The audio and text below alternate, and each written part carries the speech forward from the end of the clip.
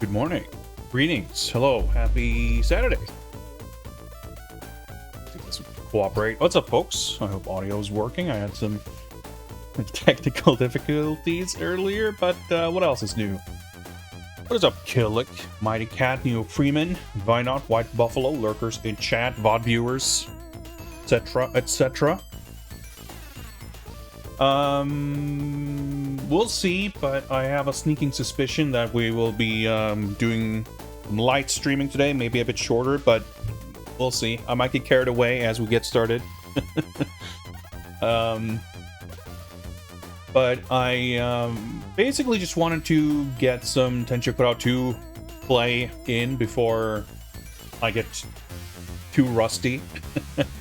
I want to keep up some degree of consistency. Let's turn this back more. And I figured, why not stream it? You know, why not? So I didn't have a lot else planned or stuff I wanted to go over, or really much of anything. It's one of those things where I wasn't really planning or thinking so much about streaming and doing a whole thing of that. More like, I want to play a game, and might as well just turn on the camera and enable chat. Why not? So I didn't really want to sit around doing too much talking or box art reviewing or anything like that before we get into it. So we will get into it very, very shortly. I thought what I wanted to do today is probably quickly go over boss fights in order, just to kind of warm up a little bit before doing a full attempt. I'm glad I was able to do a full run last time, not yesterday, last stream.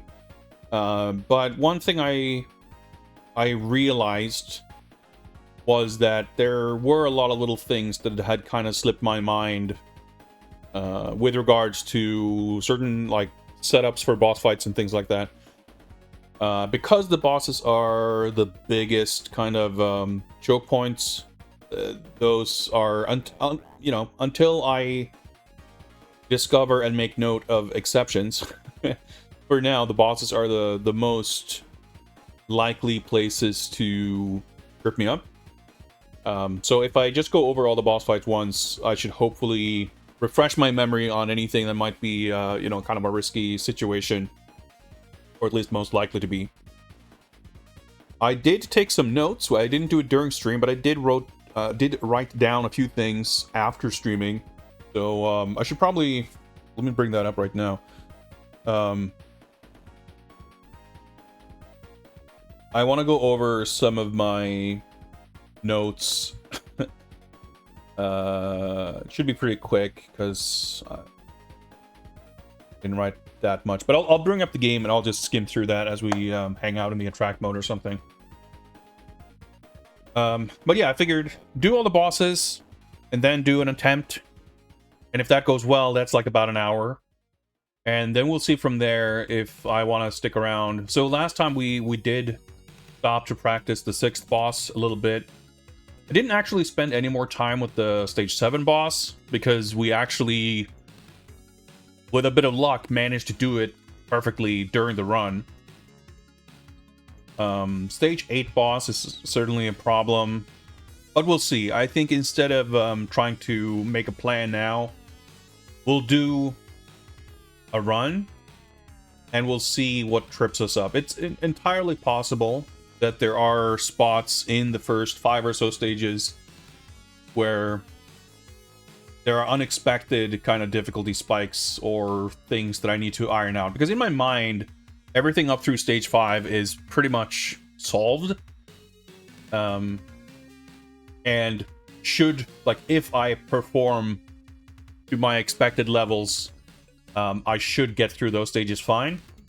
But historically, that hasn't really borne out in practice. Or, you know, I think, I'm trying to remember, I know that I can do everything up until the 6th boss, essentially deathless, but I haven't actually done it in one full run. So there's always like some weird stray death in stage 2 or stage 4 or stage 5. And in my mind, those are weird stray, you know, freak accidents. But that might not actually be the case. I might have gotten a bit lucky when I have done well. So doing a full run should help identify some of those. You know, if we build up a bit of statistical sample size of run attempts, maybe we'll get a better sense of where I actually take my first death as opposed to where I think I should. So maybe we'll find more spots that feel deserving of more practice. But otherwise, like, stage 7 is a bit of a coin flip. Because if I manage to hold on to the sword, it's an easy fight. If I lose the sword, I'm all but guaranteed to take at least one death. However, stage 6 is a bit more of a wild card. Same with, stage 6 boss and the stage 8 boss are both, I would say, the most volatile fights. I can and have done both of them deathless, but very rarely. And stage 9 boss is, like, ideally I get to the final boss with enough lives that I'm not too worried about it.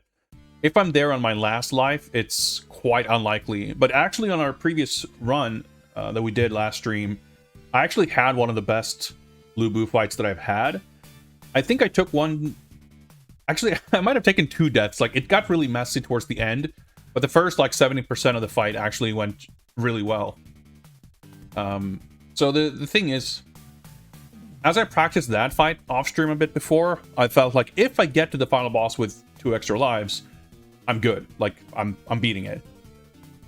But that's a big if, because that means clearing the 6, 7, and 8 bosses without taking a death. Doing all 3 of those deathless is, well, I've never done it. So I think, because stage 9 boss is like, I don't know that I want to say that it's more consistent, but I don't know that it's less consistent than some of those earlier bosses. There's still a decent chance that if I get to the final boss with 1 extra life, I can probably do it, and even on my final life, there is a chance. So I don't know, but I think we'll see. As it stands, because, you know, by nature of being the final boss, if I can get consistent enough to get there with enough lives, then it doesn't matter if I'm consistent at that fight or not. Whereas, you know, for the earlier bosses, stage 6 or 8, if I you know, if I lose a life there, then I need to be consistent later. So I feel like it's easier to build consistency like from beginning to end in like a more linear fashion. But at the same time, if I were to complete a run with one death, let's say, I would probably expect it to happen on the 6th or 8th boss. But anyway, I digress. We'll see how it goes. Let me boot up the game. And I'll go over my notes real quick. And then we'll get to it.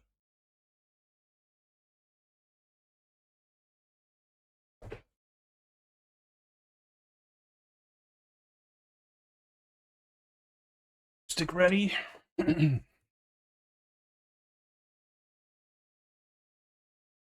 All right. Notes. There we go. Hydrate. Let's bring up the timer, why not?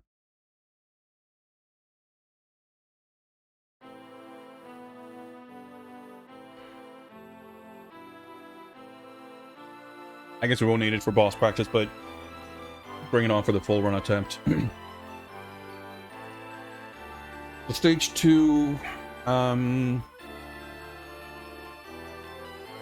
yeah, down, but these are things that I remember. For the stage 6 boss, we want to go on the bridge and hope that the barbarian drops a barbecue and not the useless sword. That's another luck factor for the stage 6 boss for sure. But I actually did in one of my practice attempts last time. I got a deathless at like 70% health without getting the food drop. So I can do it. Stage 7 is the boat stage. And that's the one that has some weirdly kind of...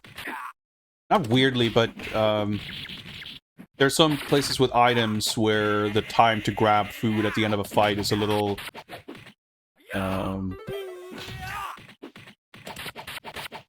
strict. There's a lot of spots in the game where there are food items and you have all the time in the world to collect them before moving on. But yeah, I wrote down here, it's the second... You start stage 7 like on a ship deck, and then you go inside, and then you're on the second like exterior section, and that's the one where it's like a wider section that scrolls, but there's no scroll lock or whatever. It's just the one encounter. So if you stay on kind of the left side of the screen, you don't really uncover all the barrels and boxes which may contain food. So you kind of want to expose the contents of those containers to know what's there, what you got to work with. And then at the end of that one encounter, grab all the food before the section ends, because you don't have that much time.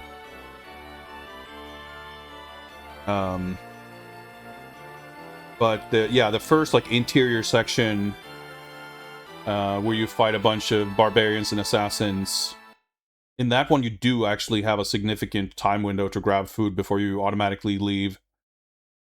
So that's fine. But I remember I always get like mixed up over which section kind of rushes you along and which ones let you stick around. So that's a good thing to have a note on. I think there's a section like that in stage 8. And something in maybe stage 6, I remember, has like food towards the end before the boss, but I'm pretty sure I confirmed... Of course, I didn't remember to take notes on it, but I'm pretty sure I confirmed that you do actually have time to grab it.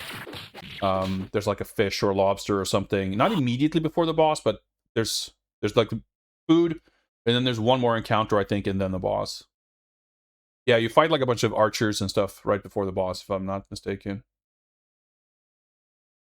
Stage 8, I have 0 notes.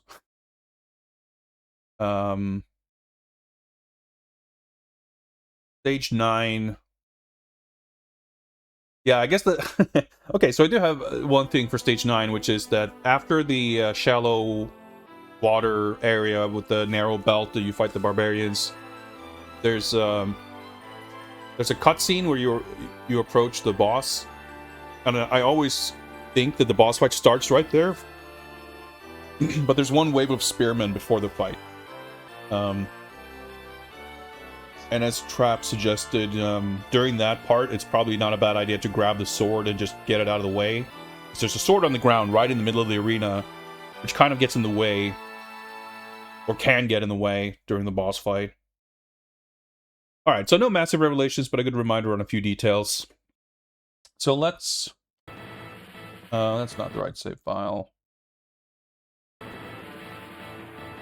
There we go. Let's just... I don't need to... The first boss is a cakewalk, so that doesn't really matter. And if I somehow do poorly on the first boss, that's a reset anyway. So let's see here. Can we do this properly?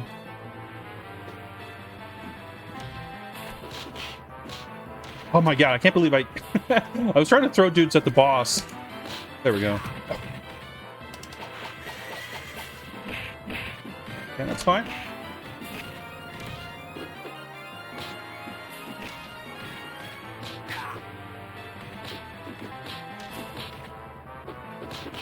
Trying to go for the horse there, I think.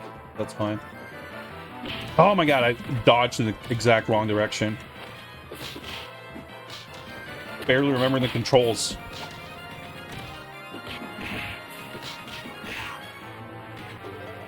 See if these guys might drop some food. We're lucky. Oh my god.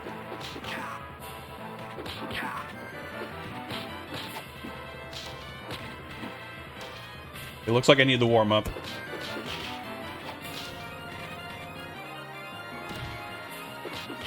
Is there food here or is there an axe? There's not. I always forget, but there's some other fight. I think it's probably the first boss that has a similar looking arena, and there's like a barrel at the top that has like meat buns in it.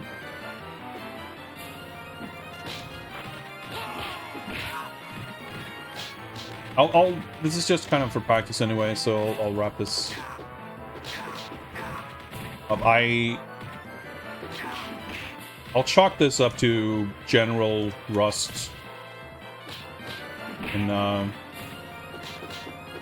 being warmed up.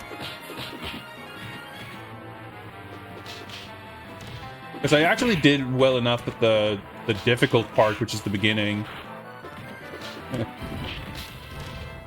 Making sure you deal with the horse properly. One thing that I didn't have a note on, which I should write down, is making sure, like, this was something that came up during the 6th boss practice. Making sure, or aiming anyways, to prioritize doing a regular combo versus throw combos to maximize damage, which is because if you do the throw combo on the boss, you punch him twice and you throw him, you do the same damage as a regular combo. And if you do the sort of trick extension of doing one extra punch at the beginning, then punch, throw, that's like ideal damage. However, if there's a crowd, you don't really have control over who you grab. And if you grab an enemy and throw him on the boss, you do like 1 pixel of damage. You do much less damage. Whereas if you just do the kick ender, because you have really good range on it, you will likely, like if you have a crowd of people in front of you, you'll probably hit most people in that crowd, and you will do the same damage to all of them. Like, if you throw the boss... I actually, come to think of it, I don't know if you throw... It seems to me that the bosses in particular have, like, kind of protection against domino hits, like throwing enemies into them. Like, if you could deal full damage throwing dudes into bosses... the bosses would be too easy, I suppose. So they made it so that bosses specifically take less damage when enemies get thrown into them, I believe. Because if every enemy takes like 1 pixel from having people thrown into them, that'd be kind of shit. I don't think that's the case. I guess I haven't looked into it, but that seems wrong. It seems far more believable to me that bosses would have a special protection against it. But that means that the overall damage output, if you have like 4 people in front of you and you hit all of them with the regular kick ender, you get like 4 times, you know, that the same the damage of the kick times 4, once for each enemy. And if you do the throw ender with the boss, I think it does just about the same The enemy you're throwing, the throw ender and the kick ender does the same damage. I don't know if regular enemies take the same damage as the guy being thrown, but let's just, for the sake of argument, say that that's the case. Then best case scenario for doing the throw ender is you deal the same amount of damage. But there's a chance that you will throw an enemy into the boss and the rest of the pile, in which case the boss takes much less damage, so the overall damage output is lower. Obviously, you have other factors like iframes and positioning and timing and all that, but it's worth knowing, which, for me, it's worth keeping in mind, because I would often default to the throw ender, that kick ender does increase the damage output, which over the course of a fight can absolutely add up and make difference. It's all about really how many engagements you need. Like, how many openings do you need to deal damage before the fight's over? And I'm sure bosses with longer health bars, if some of those engagements leads to a messed up 4-hit combo where you end up hitting them with just 3 jabs, that does pretty bad damage. If you throw an enemy into them, that does pretty bad damage.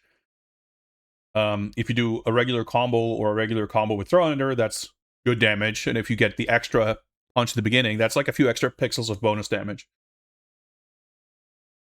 So, I haven't done the math, but I would imagine, I'm just making something up, but let's say it might take somewhere between 10 and 20 engagements. Being like plus minus 5 to 10 on that, like, that's a very significant difference. So it's worth keeping in mind for this, like, upcoming run. Right, this actually loaded this wrong save file there. That's like the stage 3.5 bonus fight. Stage 3. Whoops, my fingers. Okay, let's try that again. My fingers were on the wrong spot of the stick, so I pressed the wrong button.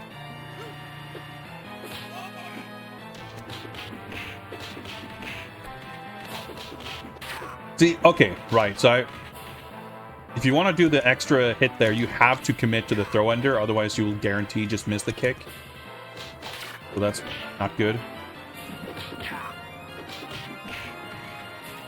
I don't know if there's a specific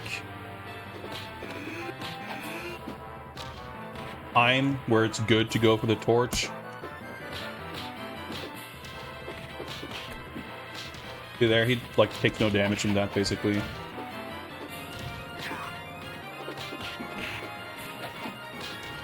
Literally 1 pixel. So if you have him isolated like this, you can trust that you will get the throw ender on the boss, in which case, not bad to go for the throw ender. Extra hit. But otherwise, that was supposed to be a throw ender that I fucked up. Okay.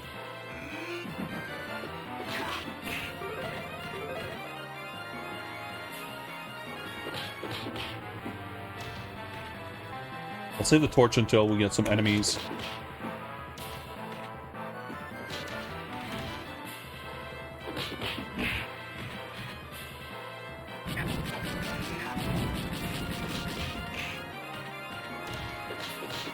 He seems relatively likely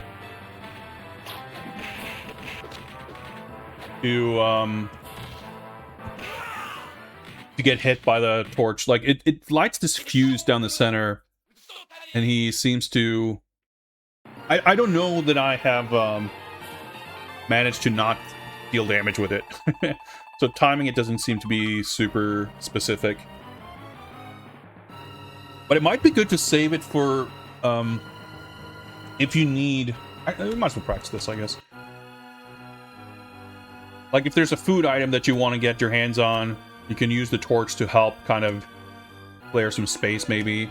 There's no need to rush to grab it immediately, at least. Okay, that's pretty bad.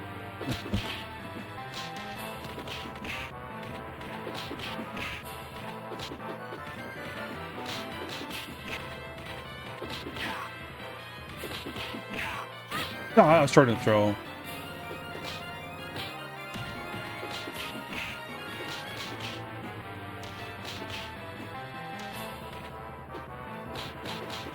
Now, of course,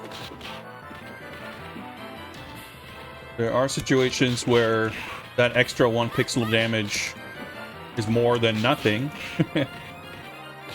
They're spaced. Whoa.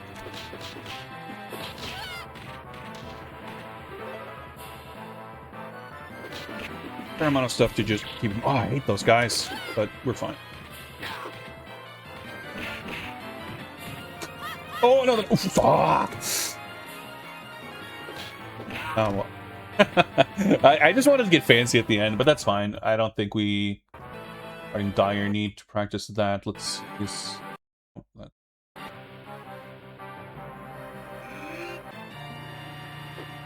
Fourth boss.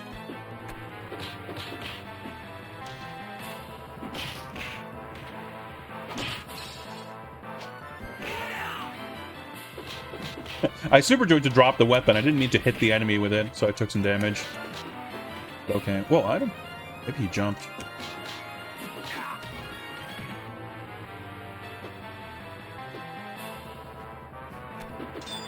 Oh! Okay. He blocks, which can make that extra hit a little bit of a liability, because I timed it. On the other hand, he can actually block the kick ender. Interesting. Ends up being kind of a layer of decision making that's kind of specific. Not uniquely to this guy, but anyone who can block, which is a few of the bosses. Oh my god! Getting fucking sniped. Hope one of these guys might drop some food.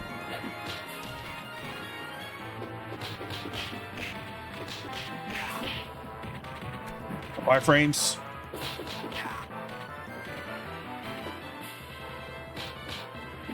Food. Chicken camouflaged.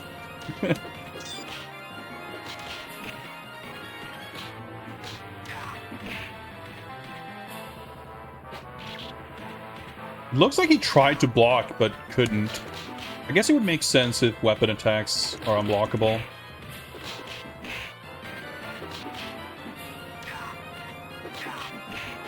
Right. Oh my god! That punch was supposed to be a Super Joy. I gotta remember to hold punch in plus kick for Super Joy. Like, in a situation like that, it's... Super Joy is not a useful tool for dealing damage. I don't know if it's specific for bosses, but in general, it just doesn't do a lot of damage. In some games, you can pretty effectively, like, DPS race with bosses using Super Joys. I think Knights of the Round is maybe the prime example. I didn't mean to do that. Where your Super Joy just does a lot of damage, so it's kind of a very practical tool against bosses. That's not the case here, but if they're literally about to die and you have enough health left to do a few Super Joys, then you don't really have much to lose by going for it.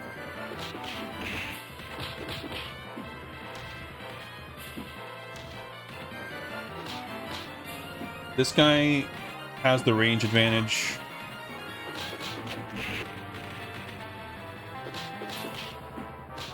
So you just gotta be a little diligent about staying off axis. At the screen edge, you can't really visually confirm it. You just gotta...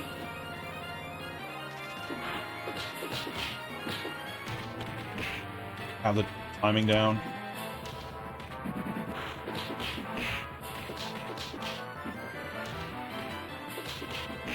Okay, I didn't think he was in front of me there, but...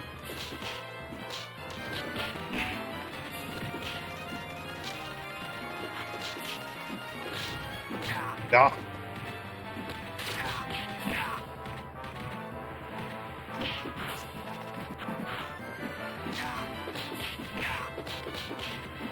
Ah! I was throwing specifically because I felt him coming up behind me, but he was far enough away that just the travel time, the guy being thrown.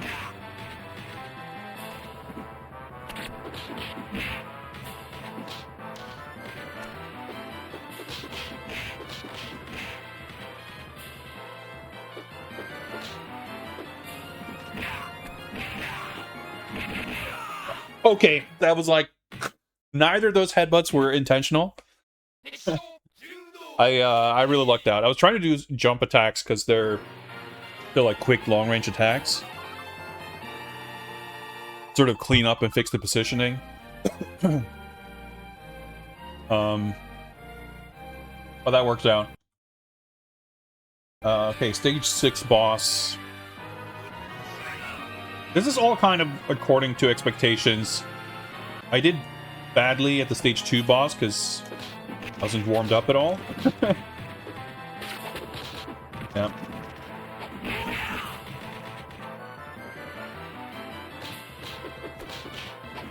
I used the wrong throw. Okay, let's try this again.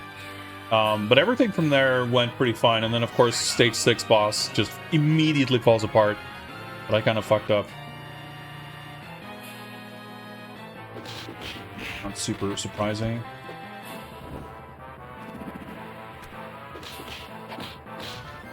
Worth doing the throw there, obviously, just to a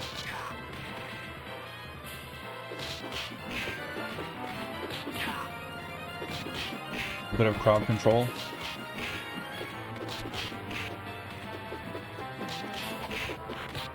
That guy with his diagonal dashes is a problem. Oh, that's right. This spear guy, I kind of realized that it's not as dangerous to approach him from the front as I thought, as my instinct would have me think. It's when you try to approach him vertically and grabbing him that you tend to get the most fucked up. Because he's just difficult to grab for whatever reason. Like that, even my first jab missing there felt a little odd. But if you approach from the front like that, yes, he has range, but his lunge actually has a non-insignificant amount of startup. See, so just like walking up like that is actually not dangerous as you might think. So this guy can drop food, so let's see if we get lucky. We did. We actually got rid of the other guy too. Nice.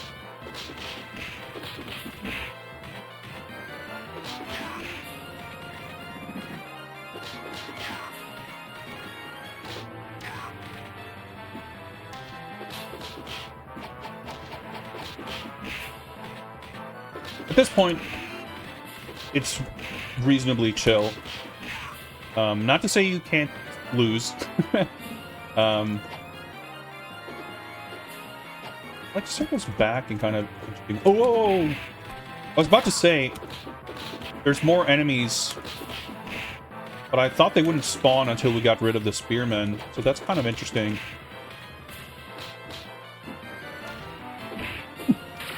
Oh. So that's something you just gotta contend with in this game. Nice.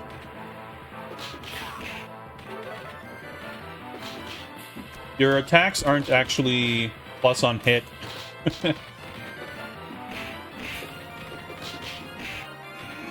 So if enemies really feel like it, they can slip an attack in between yours. That's so funny when he like gets hit by his own attacks or whatever he does. Yeah, getting the barbecue drop definitely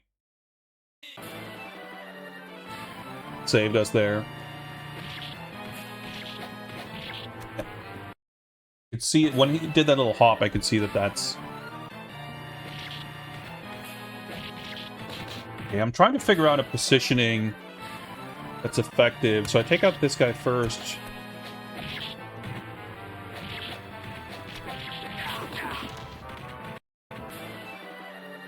There's 4 assassins, right? There's 5. Okay.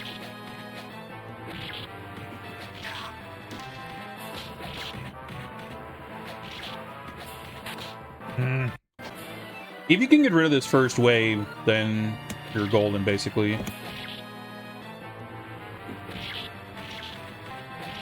Okay, I think I'm on something there. Down right to hit this guy first.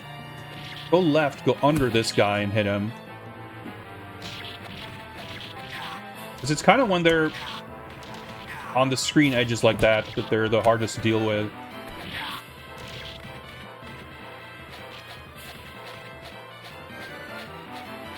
Whoa. Okay.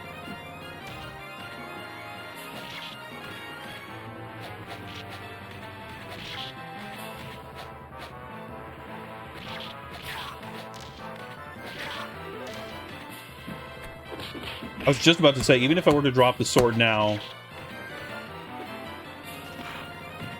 we're past the worst of it.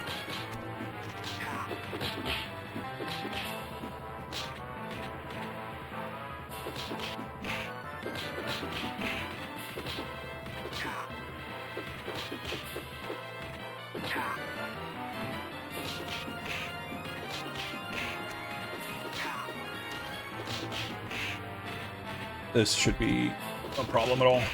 Whoa! What the heck? My ender just whiffed. A whole bunch of attacks just whiffed there. I don't know. I must have been on some very specific, like, weird D-axis position. Okay, that wasn't so bad. Cave. I always forget that the cave exists. I would not be able to remember that. The worst.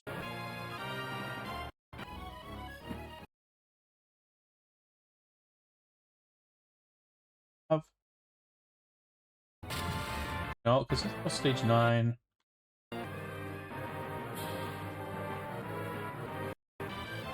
Why not? Put it like over here or something.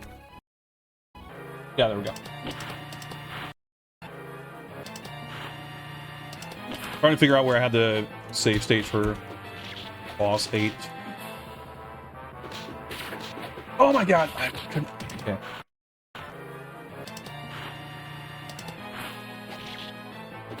So unlike the second boss, this guy has this massive weapon.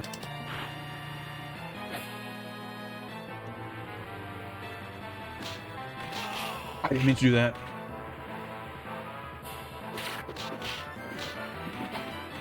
Getting him, like, finding the positioning to get him off the horse is a bit trickier. Once he is off it, it's not that different from anybody else. But it's kind of the same deal with this guy as the stage 7 boss. I didn't mean to do that.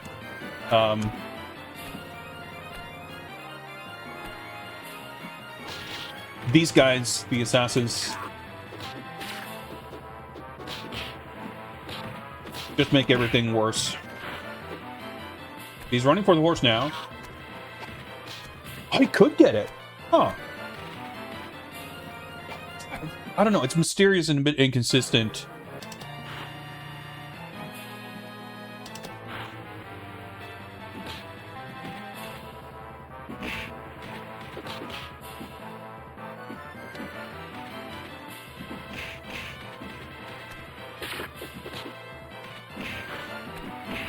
Obviously, if the horse just stays there long enough, it'll just run away.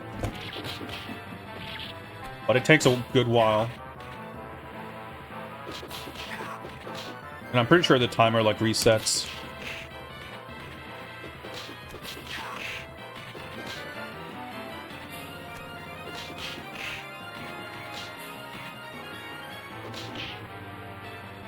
Like...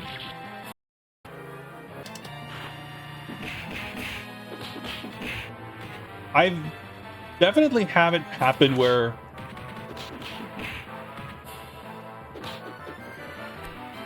they run away and they can't get to the horse because it's presumably too far away.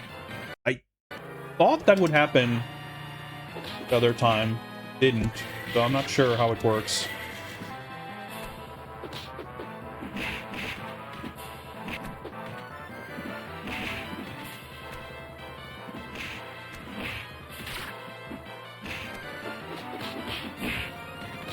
Jump kicks, also, for the record, don't consistently knock dudes off horses.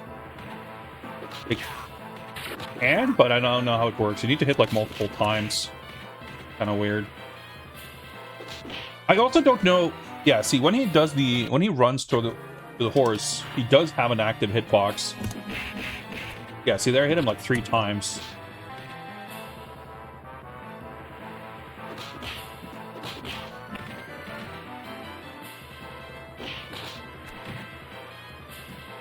When he starts running like that, it's really... I didn't mean to do that.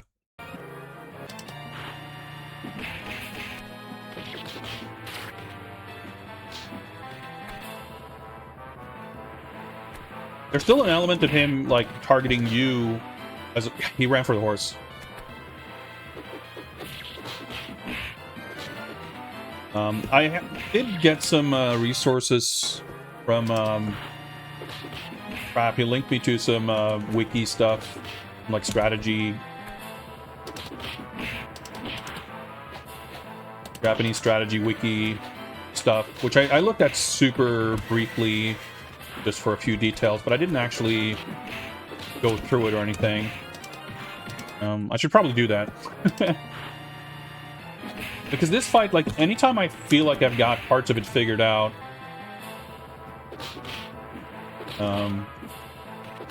turns out I don't.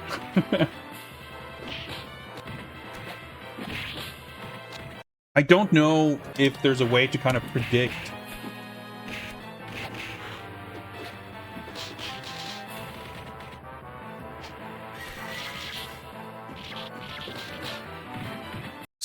their little knife stabs are so quick. See, I hit him 3 times and he didn't fall off. I don't know if there's a way to predict when he's gonna run for the horse.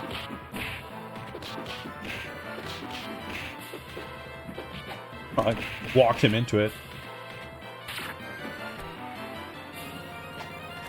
It's like, I want to get rid of these guys, but I don't really feel comfortable getting rid of them before prioritizing getting him off the horse. But maybe that's a mistake. Walking up, it is still... Well, that answers that, I guess. There's just more of them. So, there's not much point in getting rid of them.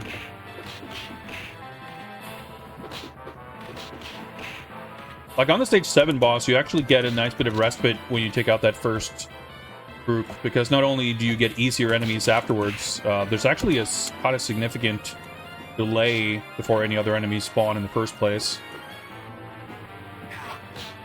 So if you can manage this, if you can manage to get yourself in between the boss and the horse, it does seem like it's a little easier to sort of prevent him from running off. Perfect. Like, the horse is gone now, so it's not an issue, but... Oh, I'm trying to go for a grab. These guys are not gonna... throw food. I was gonna throw...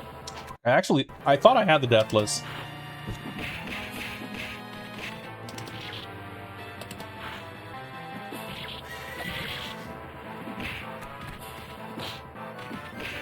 Like, as far as using the horse yourself, that's not really something I'm fairly confident about. Trying to use jump kicks.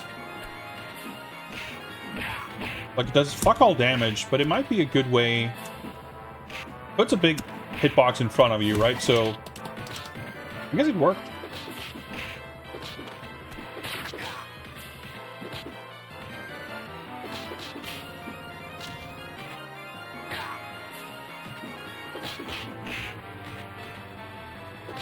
I'll do one more attempt after this, and I'll try the same thing.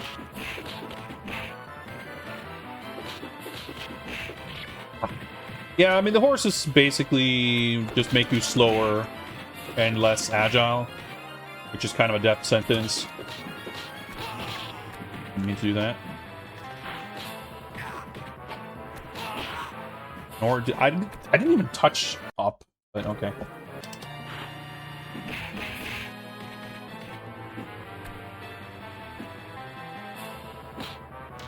That's better.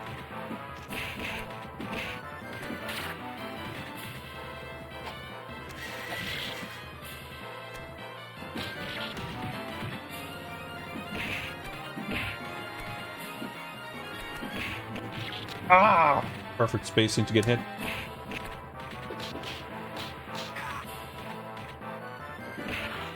Like the damage output factor. Oh, the hitbox there, wow. Isn't really too much of a concern.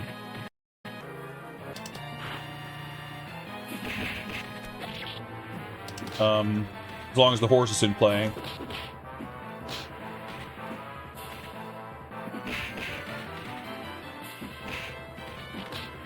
Like, technically, there's no requirement, per se, to keep physical distance between him and the horse, but obviously, the horse is further away. It's just harder for him to get to it. And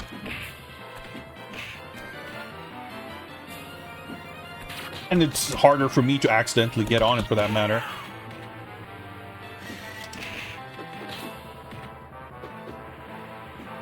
But actually setting up like a good position, being out of the way, is kind of easier said than done. Should have gone for a throw.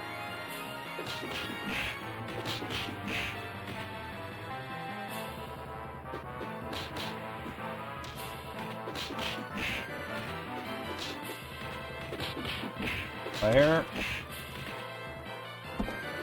Oh, that's so annoying when you get grabbed and you drop right into their attack.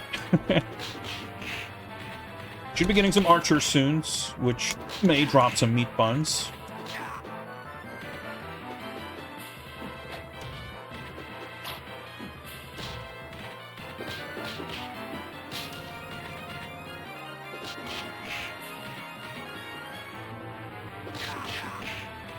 You?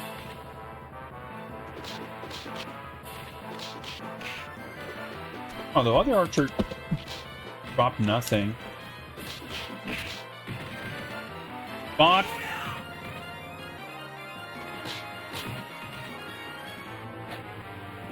Yeah, I'm trying to grab the assassin to toss him, but...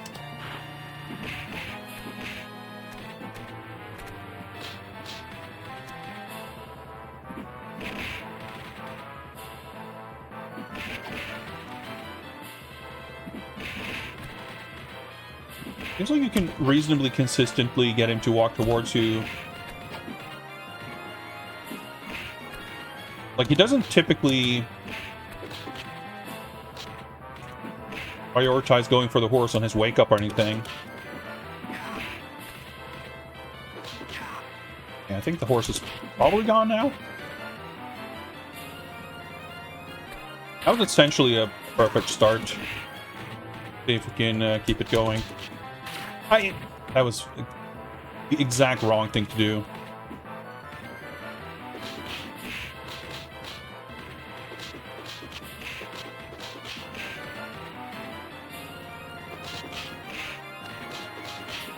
Okay, we got the 2 headbutts and the combo. That's good.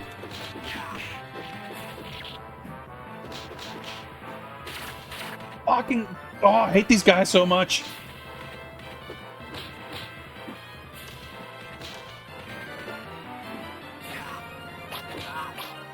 Ah, that was such a good start, too. What's up, Breckwood?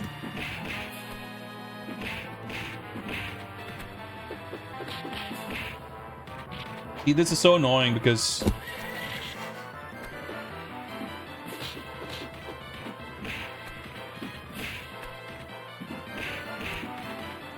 even getting off the horse has this like really lengthy animation. Dude, the fucking jukes, the way he backdashed, exactly out of my dropkick range.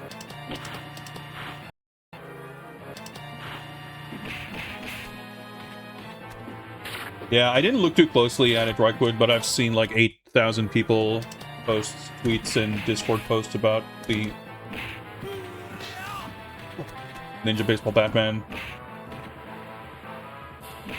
new version, whatever you want to call it. Not a game I know intimately, so I don't have like a lot of opinions on it. Alright,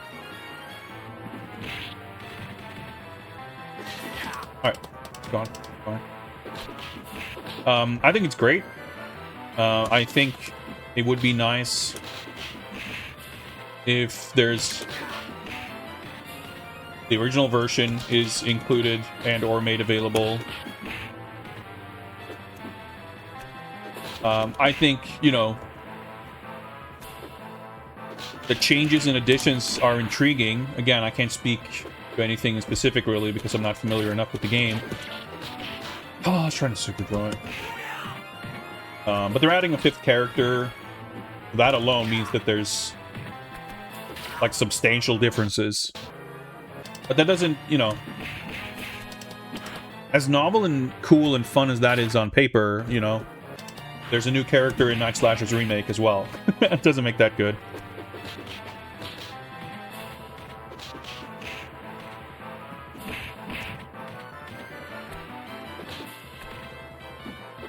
I mean, this is not like a full-on remake as such.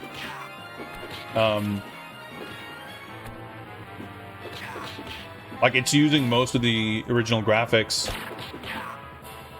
but it cannot simultaneously be an arcade-faithful port and also have a different character lineup.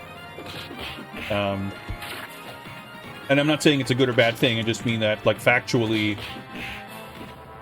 it has changes in it. Like, if something is literally just emulated, then you know it's just all it can really hope to be. Like something that's like an emulated version can only ever be the original, and you would want it to just be a proper good version of that. I mean, technically, I guess there's emulated games that do like code injection stuff to add new features, but that's not like the norm, right? But once the kind of floodgates are open to there being changes of any kind, then it kind of could be anything.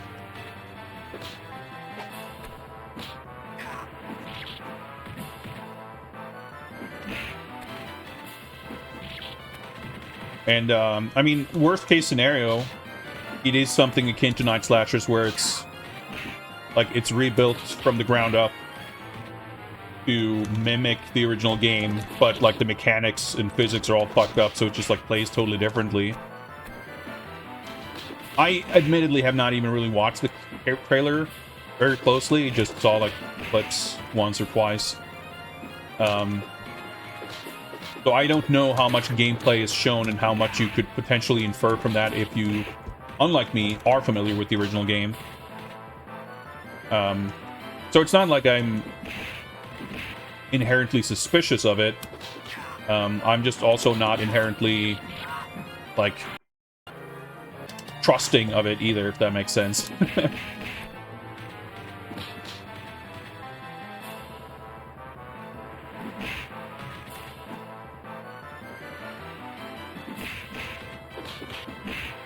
But I mean, I would say the same for Night Slashers, where, like, yeah, I think the Night Slasher remake kind of sucks. But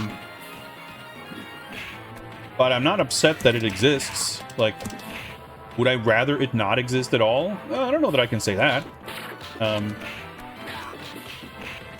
I think it's a baffling product. I don't know why it exists in the form that it does. But, you know, the world's a slightly more interesting place for it existing, in my opinion.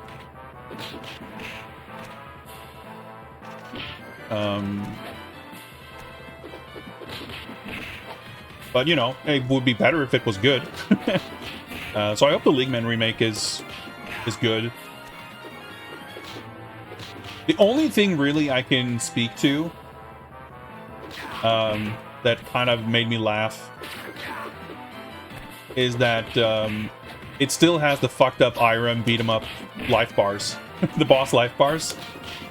If you're not familiar, in all the Irem beat 'em ups, Undercover Cops, League Man, and Hook, whenever you deal damage to the bosses, their life bars like wobble. Not like the gauge, but like the amount. The amount of health in the gauge doesn't like drain in a linear or sensible fashion. It like wobbles back and forth. So after you deal damage, you have to wait like 2 seconds to see how much damage you actually dealt. And it's really weird. And that is still in the... That's visible in the trailer. I fucking knew it. I was trying to position myself to do something. Vintage Chris, greetings. You can ride the horse, yes, but it's not strategically advantageous to do so. Unfortunately, you do not really get the same benefits from being on horseback as the boss does. You need me to do that. I tried to do a jump kick there to get him away.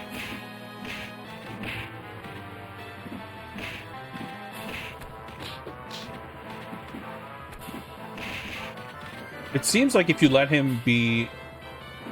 Like if you wait too long to engage him after he wakes up, he will eventually just go for the horse regardless of positioning.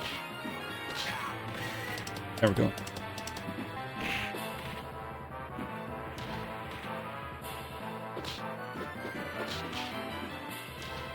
I'm actually not sure, like, if you can expend the horse. Look that up, actually, now that you mention it. I've been told about strats for the horseback bosses, and they do not involve doing that, so I presume that that's not a thing you can do. But I do know that when I looked at the strategy wiki, the trap link, I did note that there was a list of horseback moves, and there were like multiple moves that I didn't know of.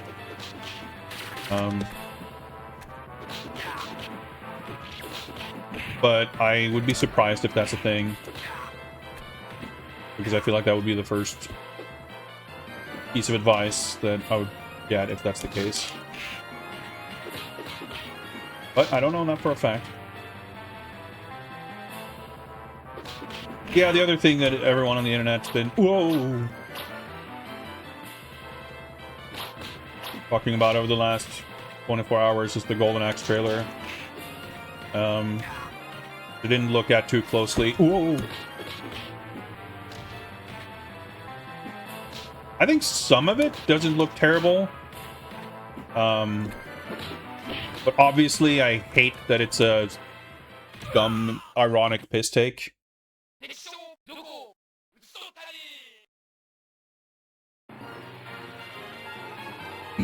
Like, the art and the animation and everything looks pretty okay. I think some of the character designs look okay.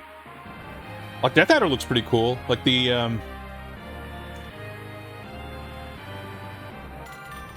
basically everything except the tone and narration looks...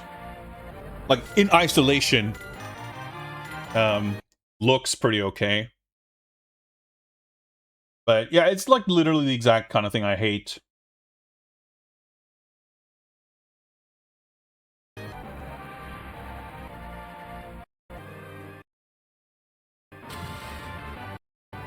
But... Okay, there we go.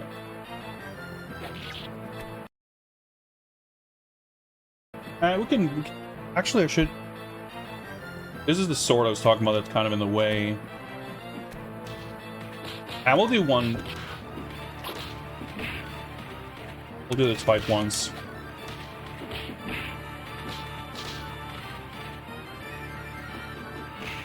Ah! Off screen. Girls. Oh my god, the, the sick iframe dodge.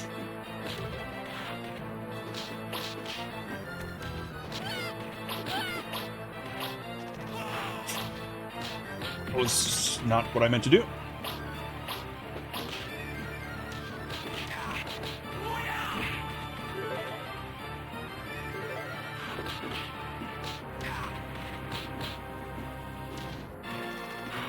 So in this fight, I think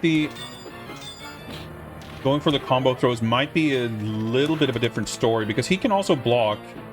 He's kind of like a combination of all the previous bosses.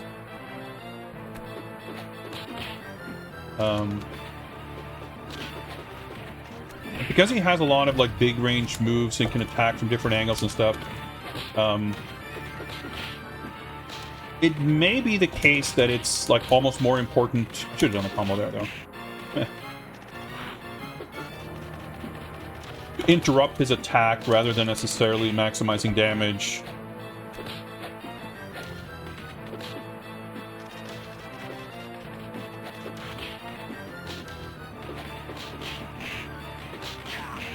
Positive.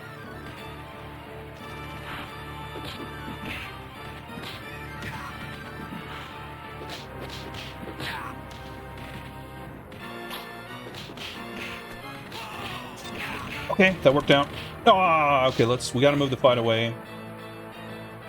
The left edge has that tree in the foreground. And you do have a pretty massive area here at the top, but I haven't really... Oh! Ah. Sword gets in the way there, but...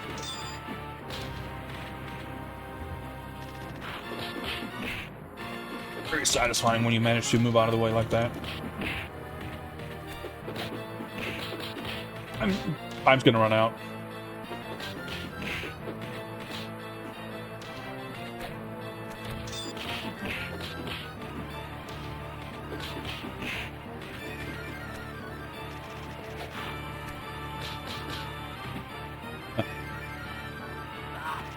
That's a legitimate concern.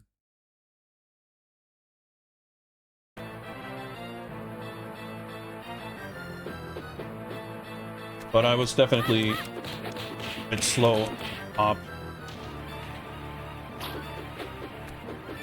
What the? How did he dodge everything there?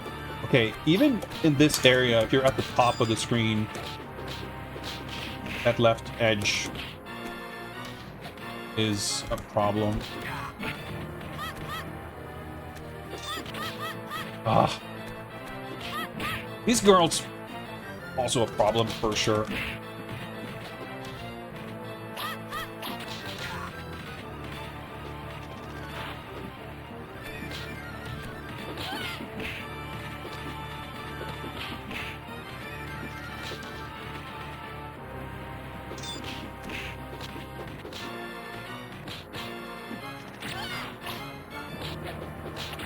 Oh, I was trying to Super Joy, I couldn't get it to come out. Let me just confirm something. Hold punch and tap jump, but I think, yeah, the opposite does not work. Ugh. One more.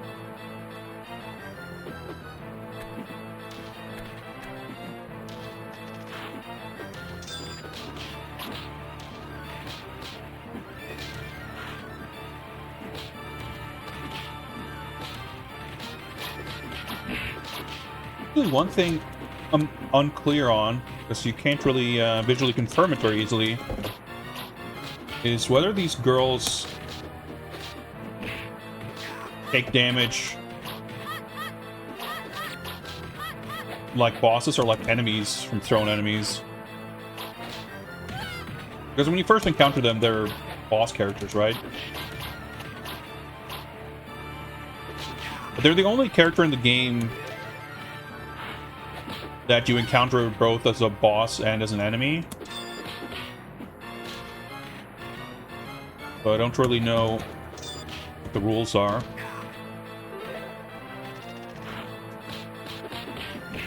Okay, we're doing better on time now, at least.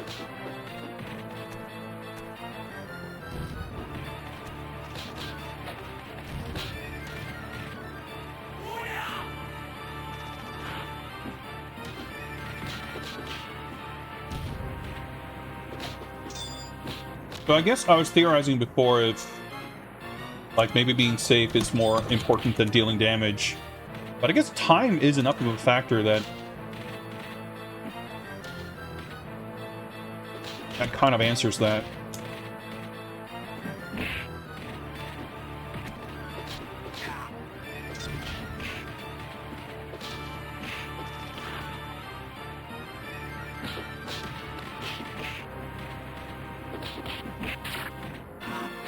That animation is so sick when you get thrown by the sword.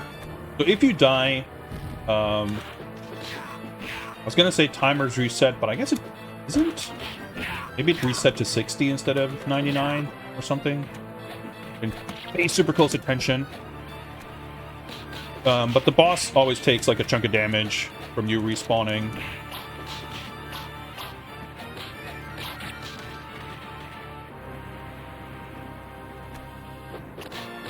Again, though, there's this funny thing about this game where if you take one death, things tend to go awry. I'll catch up with chat for this attempt.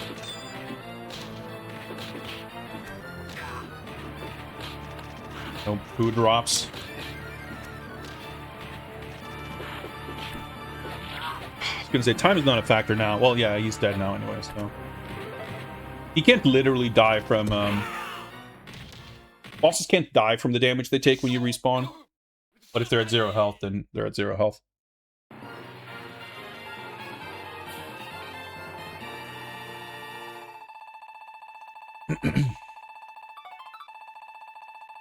Have I seen the Avatar fighting game?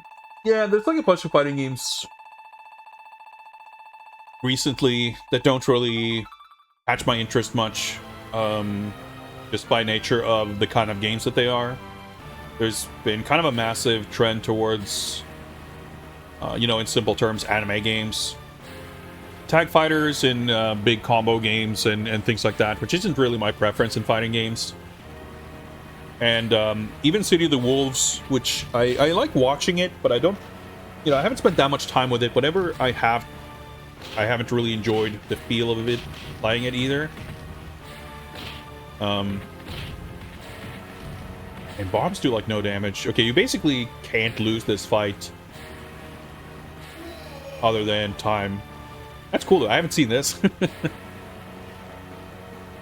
But Sin of the Wolves, like the things that I mean, aside from the very basic fact that it's a sequel to Mark of the Wolves rather than Real Bout 2, like it builds on the Fatal Fury stuff that I don't like as much. But it also, it has like all the mechanics from Mark of the Wolves, but then it adds like 20 new mechanics on top of that, so it's like extremely dense mechanically. And it's like the whole feint cancel thing means that like every combo is like pretty convoluted in terms of inputs, and then it has like the canceling EX moves into EX moves and stuff. And like I said, I enjoy watching it in tournaments and stuff, but I haven't had much fun playing it. Like, I do want to play it more, but it's just like, you know, I haven't gotten into it. So there hasn't really been a recent fighting game that I've been into. But you know, people seem very positive on the Avatar game. There's pretty cool. There's like the bad ending, I guess.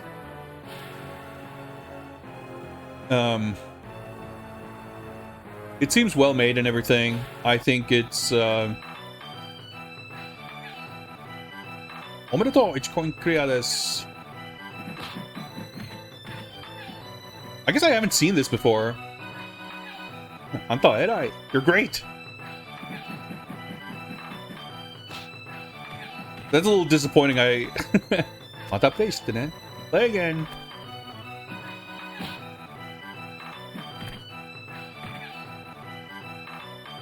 This is sick, but I kind of wish I had seen this when I got my actual 1cc and not this like save state, but whatever.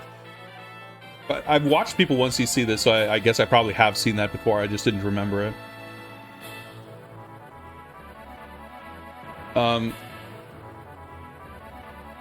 But yeah, like there's... Every new fighting game seems incapable of not sabotaging itself somehow.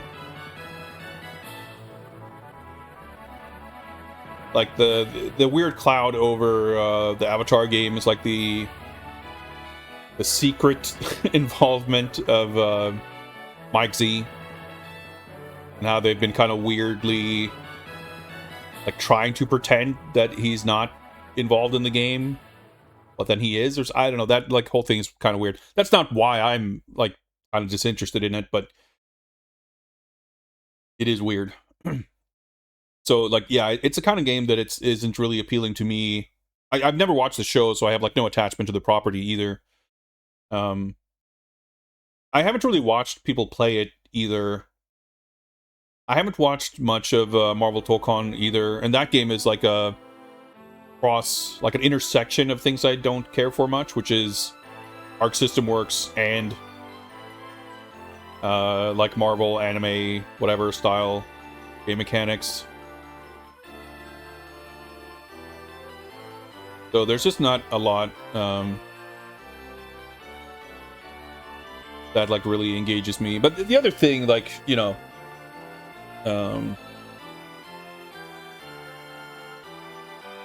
the other thing is, aside from my financial situation, like time investment, like a fighting game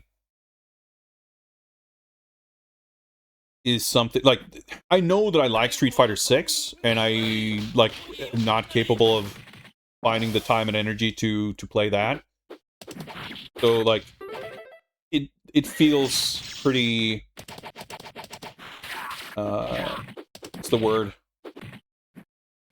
It's not that it's daunting exactly, but it's like I don't feel motivated to spend 20, 30, 40, 80 euros on a game that I know that I won't have the kind of energy to properly get into, when I already have games that I know that I like, that I know that I want to get into, that I can't manage to get into. So like I'm not really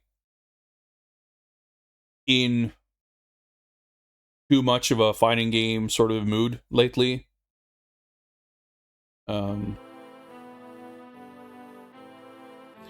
So, I mean, the Avatar game looks really well made. I can see why people like it. I'm curious about it in that sense. I'd like to maybe see more of it to get a better sense of what it's like. But you're not really selling me on it, because, like, it's the fact that there's like infinite depth and complexity with all these different variants and everything. I know that there are some people who are super into that because it's like there's an endless well to kind of just dig into and research and try to find new stuff and whatever, but like that doesn't appeal to me.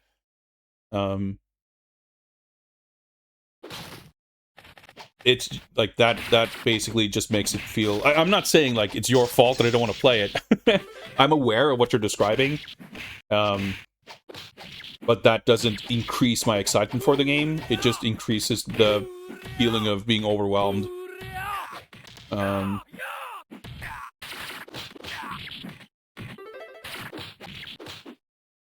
And I think I haven't felt very catered to in recent years with fighting games from a mechanical design standpoint.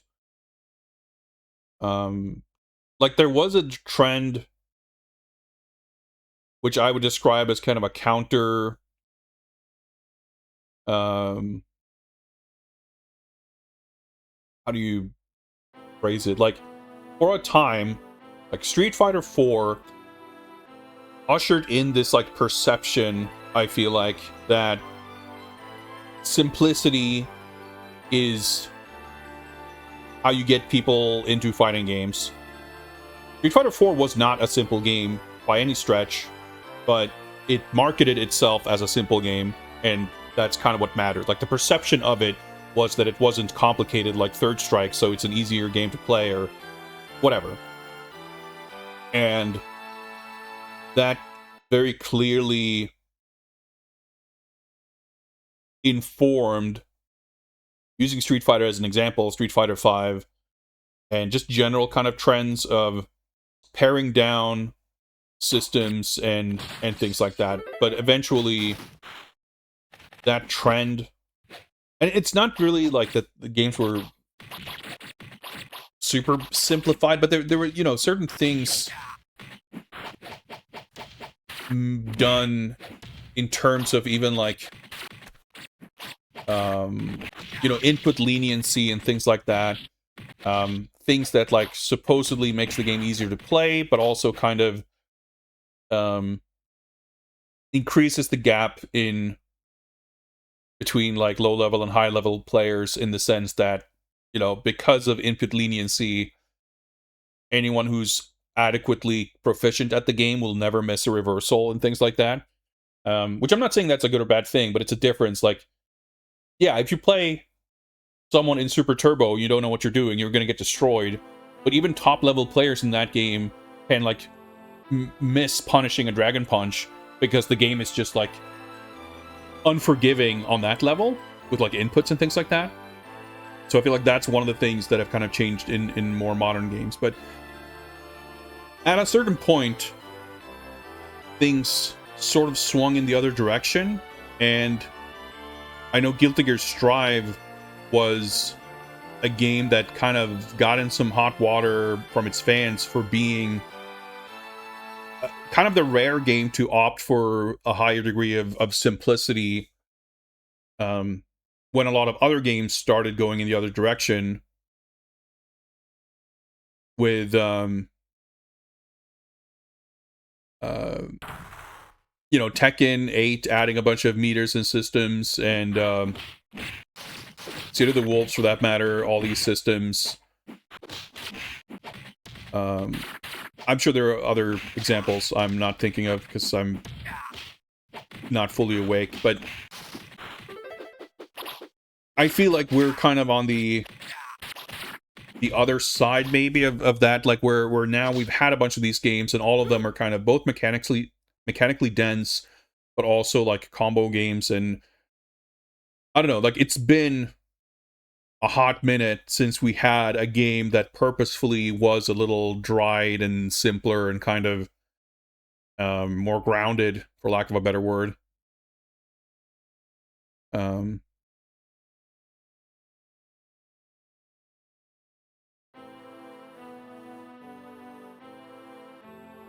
But yeah, like I've just never enjoyed Arc System Works games. Like they have a certain feel to them. They have certain kind of conventions in terms of certain aspects of game rules that I just find unintuitive, and like I don't like the way they feel.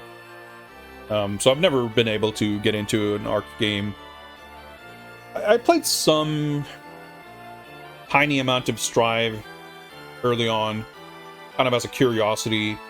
Like at that point, I would still basically buy every new fighting game to play to try it out. And, you know, it's not that I don't have an interest in doing that, but I can't really bring myself to justify spending the money on games that I know that I'm not really gonna play for the most part. But yeah, like that's what I mean about Street Fighter 4. Like it doesn't matter. Like perception is what counts for these things. Street Fighter 4 had the veneer of an approachable simplicity because it reminded people of playing Street Fighter 2 when they were kids, at which point they didn't find it intimidating. The actual mechanical simplicity of it like doesn't really enter the picture. For what it's worth, my personal take is that you can definitely have a degree of approachability. I think Street Fighter 6 has done an amazing job of like Street Fighter 6 is hugely popular in Japan, and the like the average age of players in Japan is really low. Like it's brought in basically an entirely new audience of young players in a way that really no other fighting game has done in the last however many decades. And yes, it has like the modern controls, it has like the World Tour mode or whatever, which I, by the way, I think that's pretty shit, but whatever. Like it has things, but I think really, and I think this is, I don't think I'm alone in this perception, but it feels almost like the consensus nowadays, I guess, is that like what brings people in, like the way you make an appealing, popular fighting game is just make it appealing, make it cool. And I think that's kind of always been true. That like, of course, Street Fighter 2 was in a unique position because it kind of revolutionized a whole bunch of concepts. It had essentially the best graphics in the world. Like it isn't possible. You cannot. A fighting game is incapable of hitting the market the same way Street Fighter 2 did. If only because fighting games have existed for 30 years. They hadn't at that point. Well, 35, whatever. So you can't really do it that way in the same sense, like relative to the rest of the market. But historically, I think at any point in time, like the biggest reason people have gotten into fighting games is just because they have cool characters doing cool shit. And I mean, of course, back then there also wasn't the perception that fighting games are a difficult type of game to play, which is certainly a perception that exists today. Personally, I don't think fighting games are any more difficult to play than a lot of other types of games that are very popular. But it's, again, perception matters, and it has sort of that perception on it. But I think Street Fighter 6 achieving this sort of critical mass isn't because the drive system is so great, and it isn't because modern controls are so good. I think things like that contribute. It's a game that people enjoy, but at the end of the day, it's a solid, high-quality product that has great appeal on a surface level. Like, it's just a cool-looking game with cool characters doing cool stuff that people want to interact with.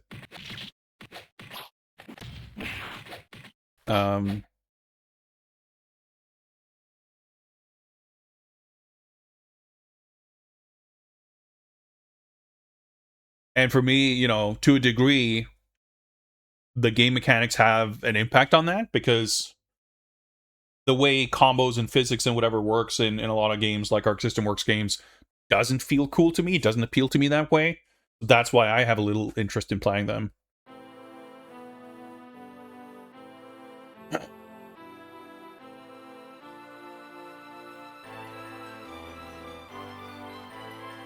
I'm extremely excited for the new Virtua Fighter. I'm very excited to learn more about it. I really want to play it. Like, that's a game I 100% expect to buy day one and play, because I love Virtua Fighter. And I think it looks like it's doing really interesting things. I'm super intrigued to see what SNK are doing with Art of Fighting. Like, there's stuff like that where I'm like excited about what's on the horizon, but none of the recent fighting games really speak to me for a variety of reasons, whether it's Avatar or Tokon or Invincible or 2XKO or whatever else. Tekken 8. I'm trying to think. And stuff like Under Night and Melty Blood. That's like even further in the direction of stuff like that just doesn't appeal to me at all. Even Mortal Kombat, which I've historically been a big fan of, MK1 I fell off quite quickly. There's a lot of things that just felt sort of tiresome about it. I liked it a fair bit in the beginning, and there are things about it that I like, but in a lot of ways, MK11 actually was in many ways that kind of dry game that I enjoy. And MK1 is like a weird mix of that and some outlandish, like, nonsense assist, unblockable setup shit and everything. But there's just a lot of more surface level things in terms of atmosphere and aesthetics and narrative and shit in Mortal Kombat that's gotten really tiresome. So I'm, you know, I will always be curious to see what's happening next. Rumors suggest that NRS are working on another Injustice, and we'll see what comes of that. But I feel, regardless of what it is, this is like the first time since NRS was formed that whatever they have coming next, I feel like it's very likely that I will not be buying it on release. Because their stuff has also kind of gone in a direction, both in terms of aesthetics and game design and just product design. There's like an increasing emphasis on live service type stuff that I don't think is executed super well, and they're just like, Mortal Kombat is a huge thing, and they just like they're focusing and doubling down on aspects of MK that I'm not as fond of. Anyway, those are some thoughts on current state of fighting games, I guess. Let me hydrate, and we'll do a run attempt.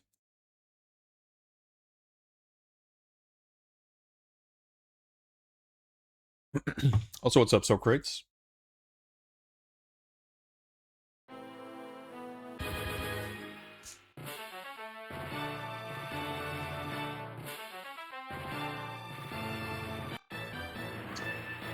Alright, let's do it. Oh yeah, time.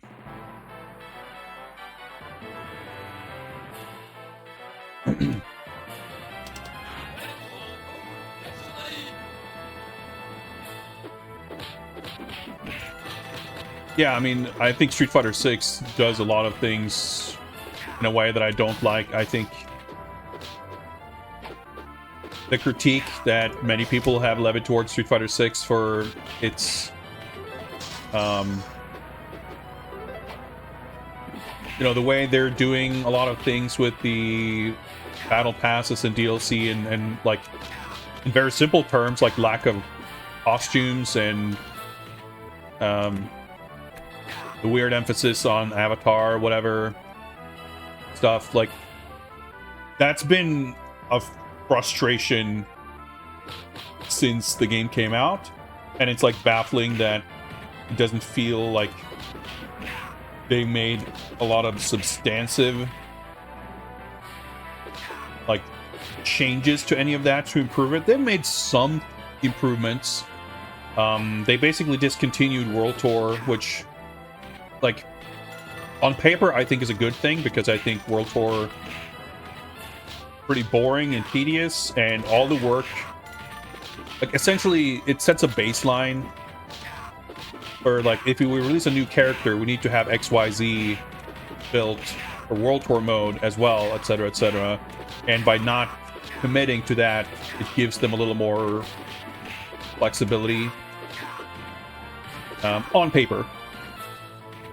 But the thing is, like, there's nothing to suggest, unfortunately, that their increased flexibility is being used for, you know, less emphasis on Avatar, World Tour, Battle Hub shit. You know, none of that has manifested in the form of more stages or costumes or parts of the game that I care about. In fact, like, with the recent new DLC season, they, like, increased the price and reduced the amount of content. And no perfect score this time, but I'm ranting at the same time, so that's fine. Not to be expected.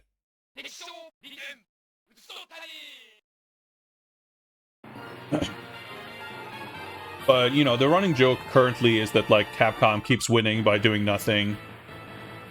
Like,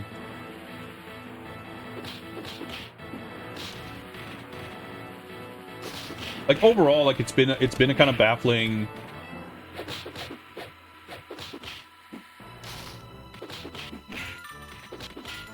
thing where, like, you know, Street Fighter V launched in a pretty terrible state, but they did a lot of work to improve the game. They did a lot of work to kind of reassess and reposition the game. Okay, here's the...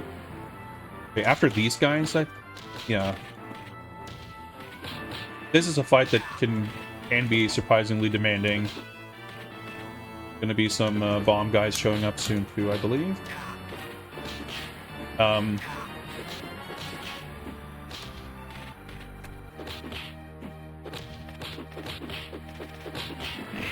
Like Street Fighter 6 started off in such a good spot that it felt reasonable to sort of expect, like, all right, okay, if we can get like a Street Fighter 5 type trajectory here, wow, we're going to be in a great spot in 2 years or whatever, or even like a few months after release, we're going to see cool content and whatever else. The Street Fighter 5 like launched disastrously, and not to say that there weren't any post-launch frustrations with that game. By and large, you know, everything kept moving in a positive direction. And Street Fighter 6 says, I don't want to say that it's been the opposite, but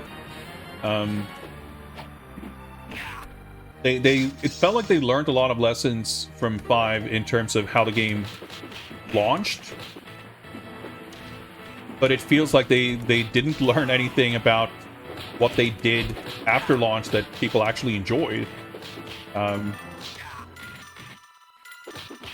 Which feels strange.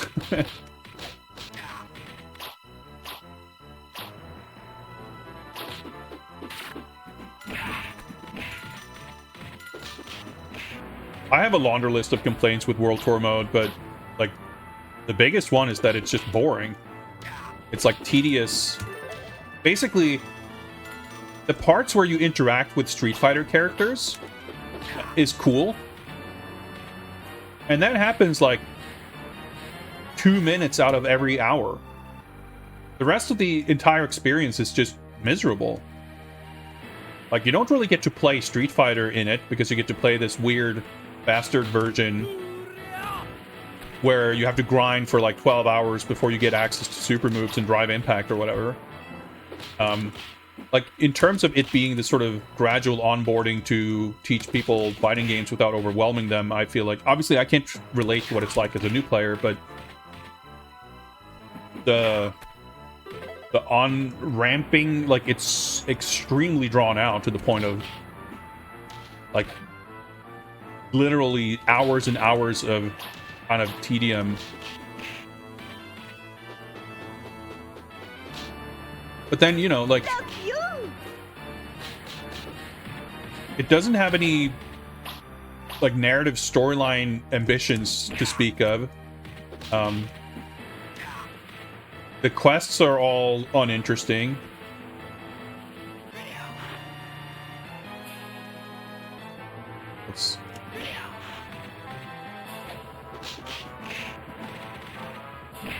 I saw the boss life bar show up. Yeah, he took damage.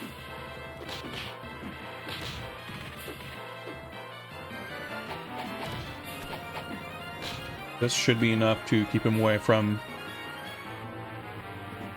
horse. Should be fine.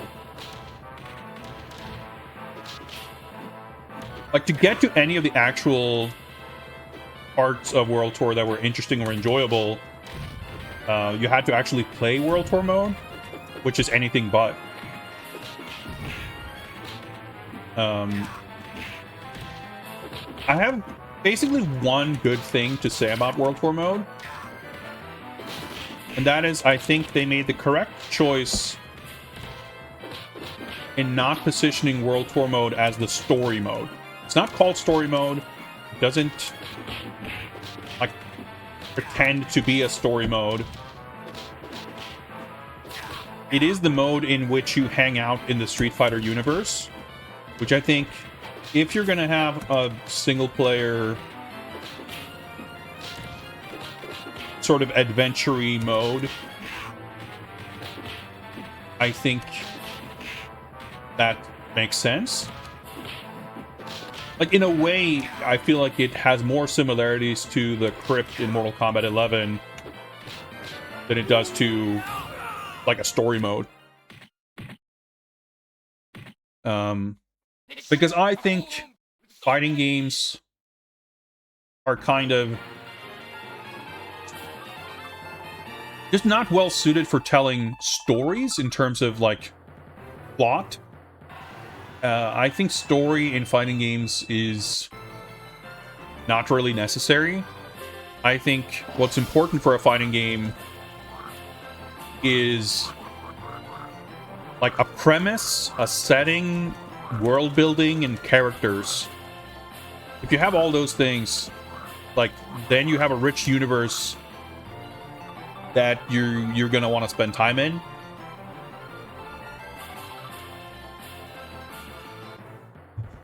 And I think it's much more important to have like a setup and a premise than a story with a progression of events that happen over the course of the game.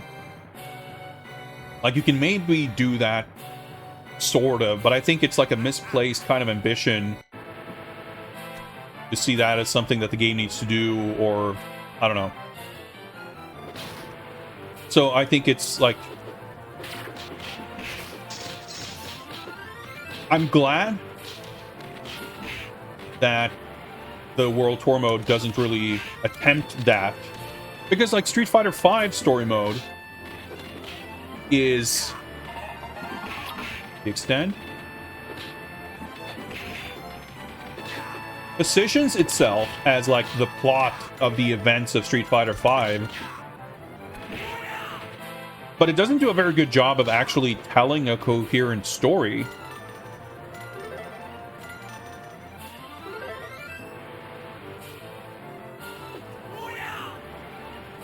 Well, I'll eat that damage, it's fine.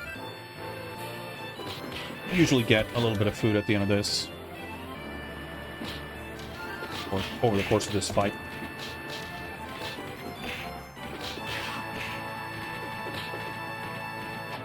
Like, whenever Street Fighter tries to have an actual story, they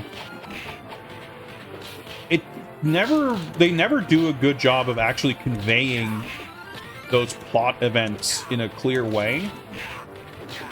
So in that sense, I much prefer Street Fighter 6's approach, even not just World Tour mode, but in general.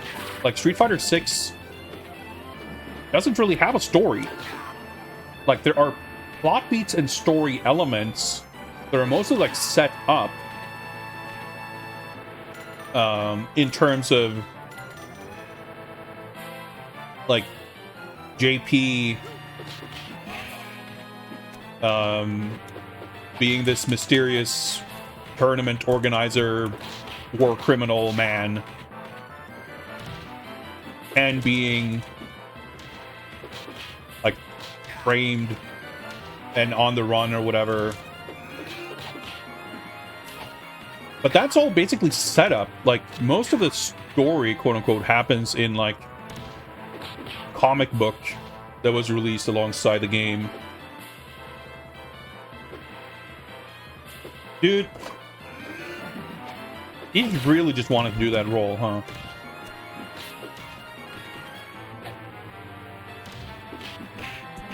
And in a way, I think World Tour is like at its weakest when it's trying to build on those story concepts that are just kind of left sort of vague and I don't know.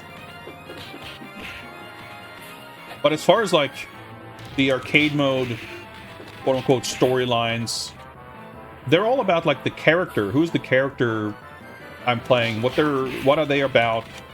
What are the relationships they have to other characters? And that's kind of what the character stories were like in Street Fighter V as well. And I like that. I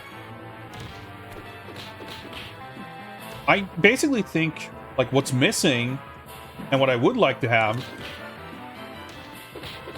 is like an arcade mode that has a boss fight at the end and like a character ending, like old games used to have before the industry collectively sort of decided that that's bad. So we shouldn't have that, and instead we should have nothing. Which, if you can't tell from my tone, I don't quite agree with. Like, Tekken 7 had the shittest equivalents to an arcade mode ending imaginable. I fucking knew I would die. Annoying. That archer drops food, I'm gonna get even more annoyed. And well, he didn't. I could feel that death coming because I was like not paying much attention to the game.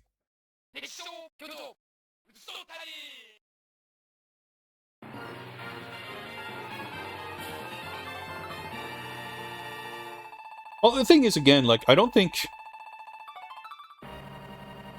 think world building is way more important than story development, like plot. Like, I want to know who this character is.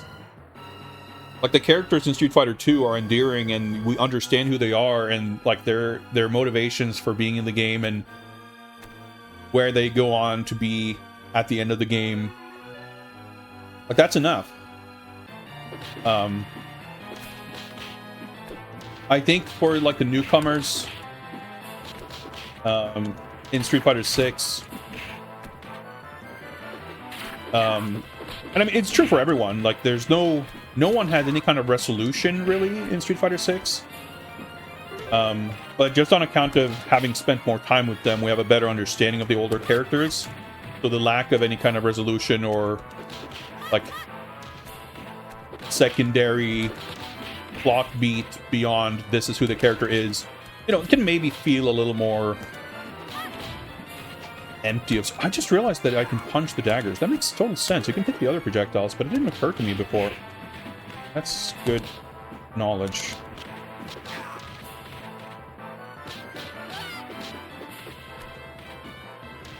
But ultimately, I don't think it's a huge problem. You didn't... Yeah, see? Super Joys do this, like, shitty damage.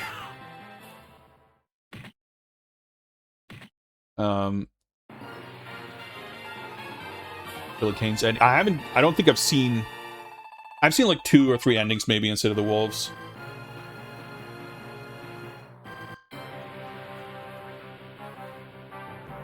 But anyway, to go back to what I was saying, like, I think a mode like World Tour was never going to be well suited to try to tell a story. If you're going to, like, I would honestly rather have it be something like the Street Fighter V NRS style story mode.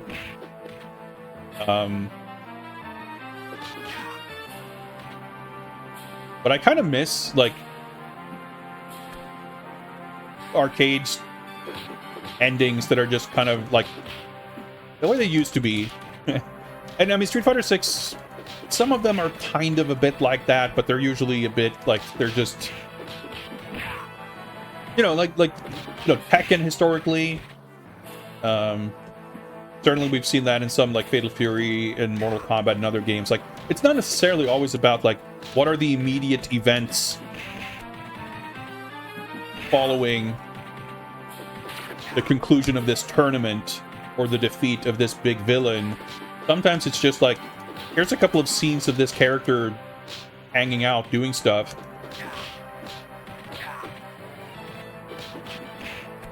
And I mean, maybe the ones in Street Fighter 6, that's what they are, but maybe they're just like a little bit on the mundane side, some of them, and like there's not much, like, you see the kind of intro at the beginning of the arcade mode, and then when you get the conclusion at the ending, it doesn't really add that much.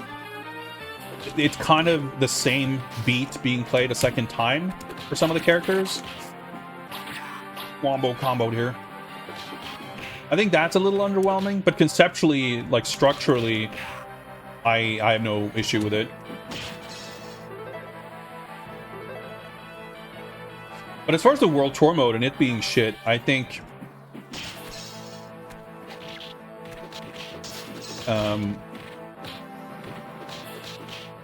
setting aside the structural problems of it being like 60 hours of extremely uninteresting fetch quests,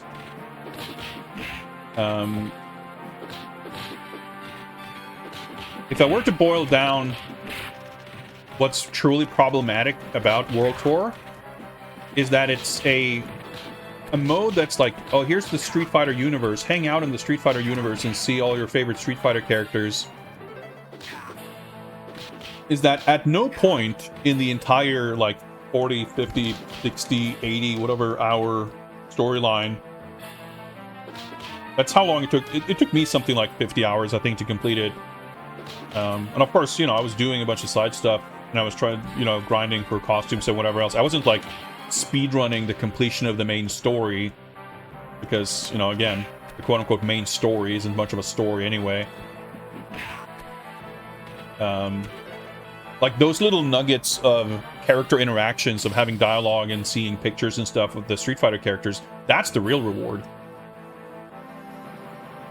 But over the course of those however many dozens of hours, at 0 points do you ever see two Street Fighter characters interact with each other. And I think that's, like, monumentally fucked up.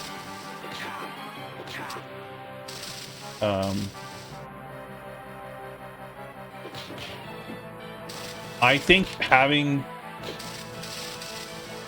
the whole concept of you making an avatar for the Street Fighter universe and getting to be someone in the Street Fighter universe on paper is not terrible, but I don't like the execution of it at all. Partially because the art direction of the avatars is, like, terrible.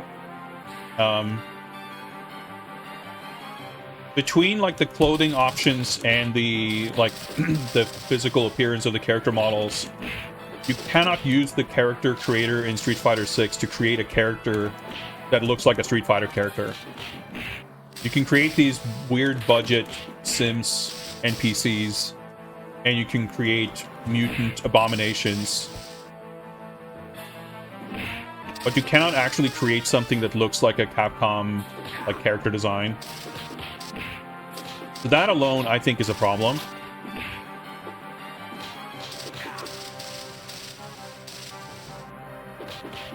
Oh, perfectly mistimed. This run is not going well. At this rate, I'm primed to take a death on this boss also. But I guess it's warm-up derust still.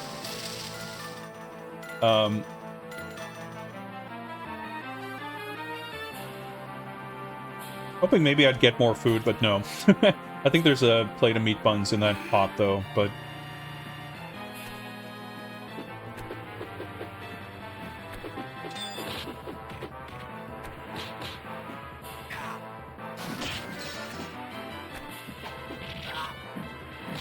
Alright, well, we'll play out the credit. This is going really terribly, but that's okay.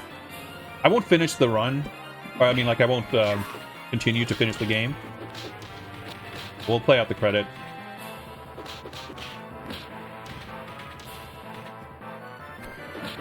I figured I would take a death here, but I was hoping I could at least deal some damage first. I was hoping I could reach the food.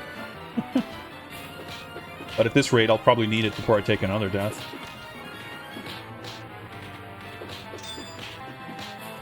But like I said, you know, as far as the Street Fighter world being, like, appealing and a place to... You know, a place you want to see more of, a place you want to inhabit. You know, that's not because of the scenic locations in Metro City or whatever. It's about the characters, right? So, yeah, you get to, like, see the characters in isolation, but for the most part, they literally stand on a street corner, and you can approach them and, like, have them talk at you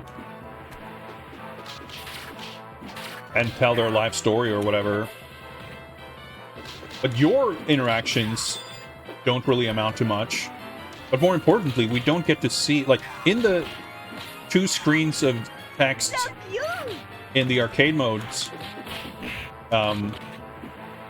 they, like, the reason they are interesting and more fun than the World Tour mode stuff is because primarily we get to see characters interact with each other. There's not a lot of character endings or intros that are just like, I am me, this is my plot motivation, this is who I am. I mean, some of them are a little bit like that, but you usually get a little bit more than that.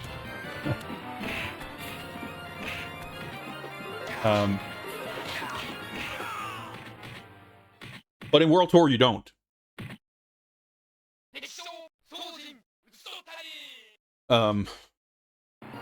So, like, I think a World Tour mode would have made way more sense if it's... Setting aside, like, anything to do with gameplay, just from a conceptual standpoint, like, I think what Street Fighter, or what Virtua Fighter is doing sounds intriguing, because they have these new characters, and there's, like, storylines for each of them. You can't necessarily play as every character. There's not necessarily one main character. Like, I think that's striking a really great balance. I think World Tour mode... Something like World Tour mode, to me, would have made much more sense if it just had... At the very least, like, we get to see the world through the eyes of an actual Street Fighter character, and that character gets to interact with other characters, even if it's like a mostly plotless hangout kind of thing.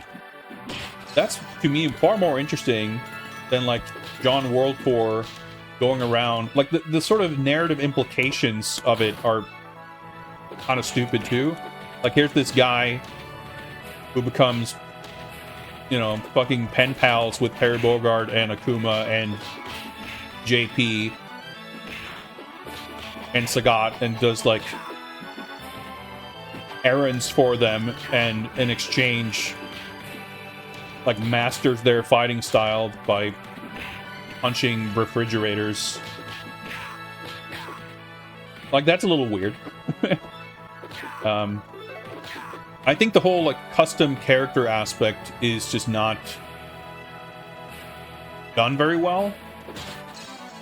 And I think, like, that casts a long shadow over everything else the game's sort of trying to do. It's fucking crazy that it took them, like, 3 years to implement a mode where you can fight with avatars with, like, normalized stats. The Avatar Online stuff has been, like, a complete chore from day one if you have to actually, like, do any of those quests to get drive tickets or whatever. Because you can never get a balanced matchup. And even if you do, like, everyone has 8 million HP, so fights take 2 years. It's, like, just really fucked up and weird. And, you know, I was never that excited about, like, ooh, I get to create my own Street Fighter OC or whatever, because I was unconvinced, and remain so years later, that they would be able to integrate that concept in kind of a meaningful, interesting, entertaining way.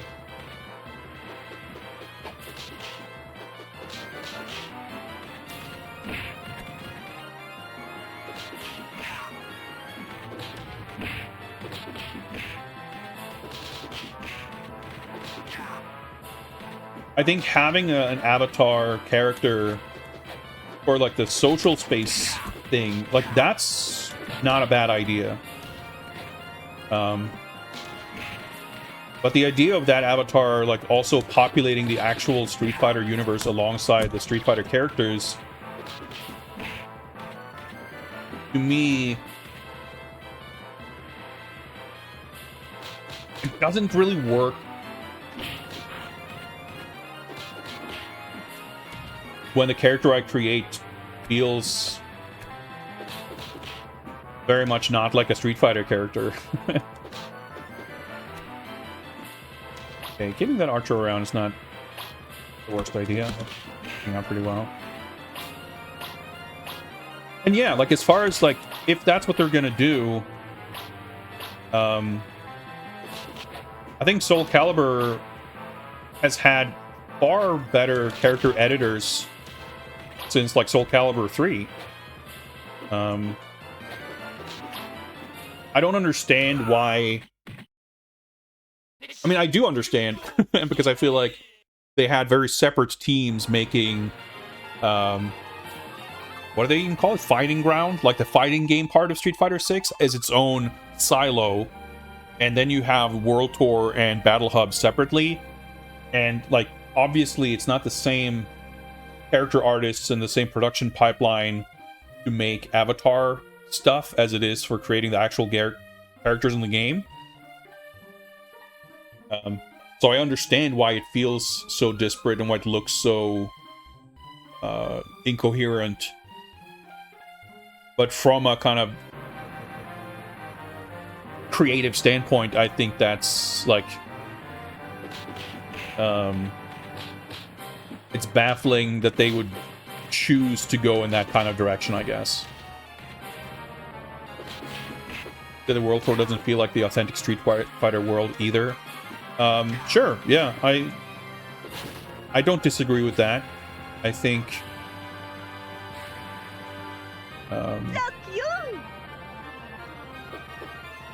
I don't think the Street Fighter world as depicted in World Tour is very interesting to explore. I think sort of it's a little bit like the the problem I had with Sonic Adventure back in the day. I mean, still feel the same way. I just don't care much about Sonic. But the game was called Sonic Adventure, and the kind of promise is this idea, you know, that, oh my god, Sonic is going on this grand adventure in all these different types of locations, so you have all these crazy things happening. They call me Val. Greetings, folks. I'm doing a terrible job at playing this game while airing grievances with Sonic Adventure and Street Fighter 6. Welcome. This attempt is about to end shortly, and after that I think I'll probably take a break and do another attempt. We'll see. Anyway, Sonic Adventure, you know, not just in its name, but in its sort of ideas it presents, is ostensibly an adventure. But the actual sort of implications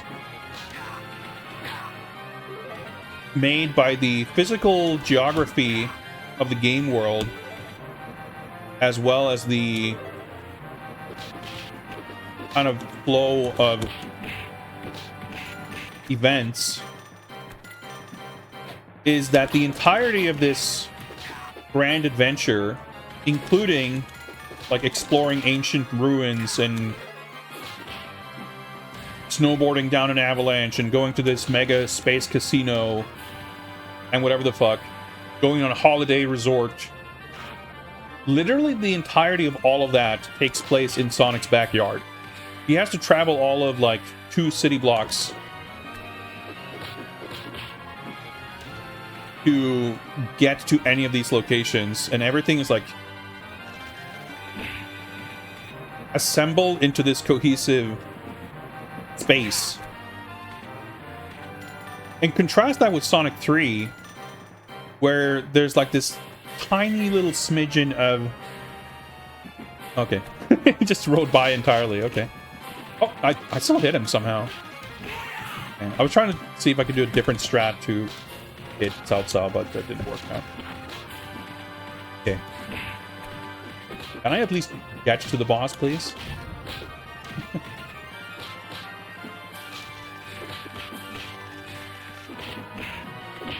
Oh, I hate the headbutt. Really difficult to deal with.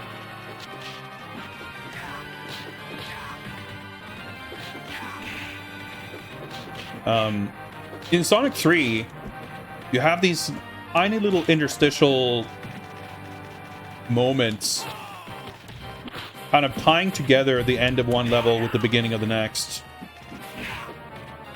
to imply that Sonic travels from one location to the next. And it feels like it's a string of well, adventures.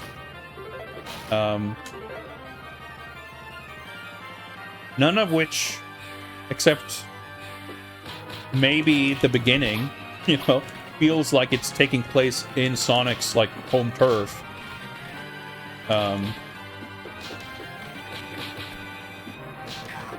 So, ironically, despite the game being like kind of ambitious and having like 6 character stories, and it's in 3D and you can explore, and there's this quote-unquote open world.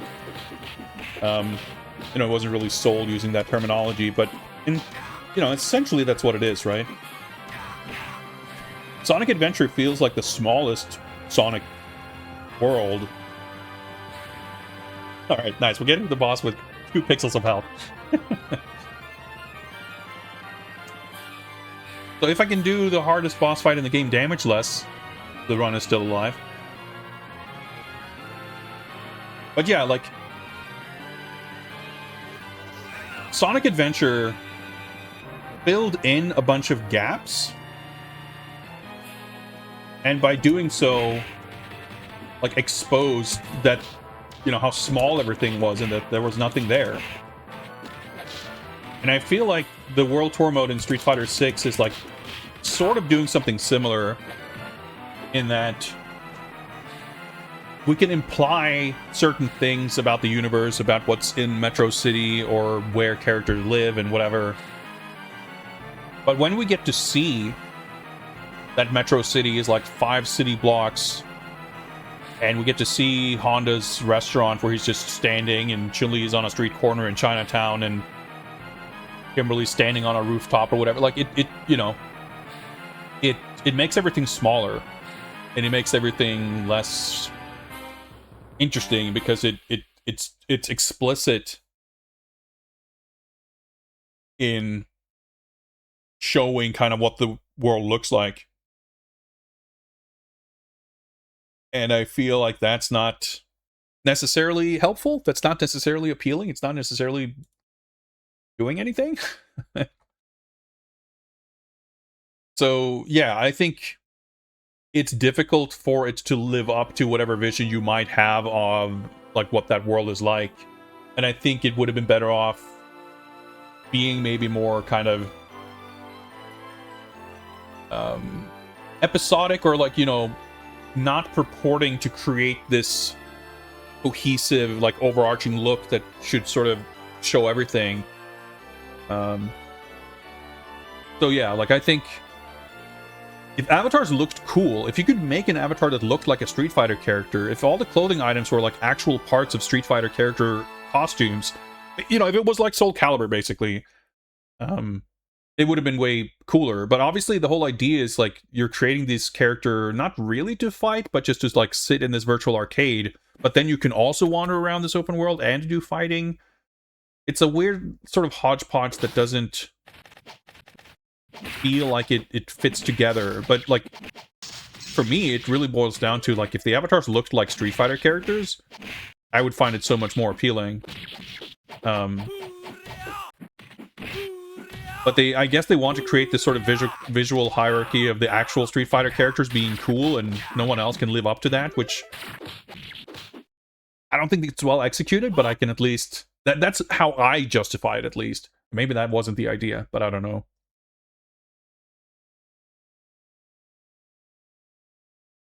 Well, I would say, for me, again, like, Sonic Adventure 1, I guess I don't really remember or care too much about the like the narrative implications. It's more so about the universe of the, like, it has the diversity of biomes, or whatever you want to call it, tile sets, themes for levels, but it does physically all take place in a very constrained geographical space, right? So I don't want to say that it like retroactively diminishes the previous games, but at no point when you played any of the Mega Drive games would you ever think that that entire game takes place within like a 1 mile radius. But in Sonic Adventure, like, the game tells you very explicitly that yes, it does. I mean, technically, I guess you take the train 1 station to go to the ancient ruins or whatever. So maybe it's like two very small areas or whatever, but you get what I'm saying. Like it's it doesn't feel like a grand journey because every step of it is literally within walking distance for even a regular person, not just a Sonic.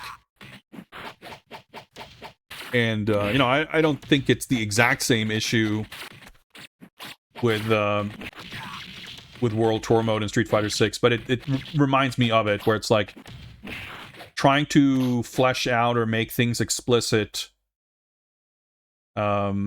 reduces the amount of room for you to fill things in with your imagination.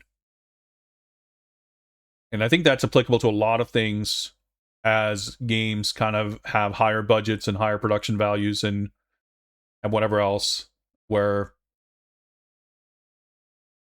there's an appeal beyond nostalgia in old games and old type, you know, new retro games, where there is more. I mean, just like reading books holds an appeal despite cinema having been invented, you know? It's a different kind of experience, and it tickles different parts of your brain. And I think that goes with like narrative, it goes with you know, aesthetics, visuals, whatever else in games. Like when things are made less explicit in greater detail, there is more room for you to put yourself in it and like interpret it or experience it the way you feel. It's not, you know, it's not a conscious act. It's not like you decide to interpret it a certain way. It's just like it feels a certain way. And when things get sort of fleshed out, even when it's done well, it will inevitably codify things into like a specific. It will remove ambiguity for better or for worse.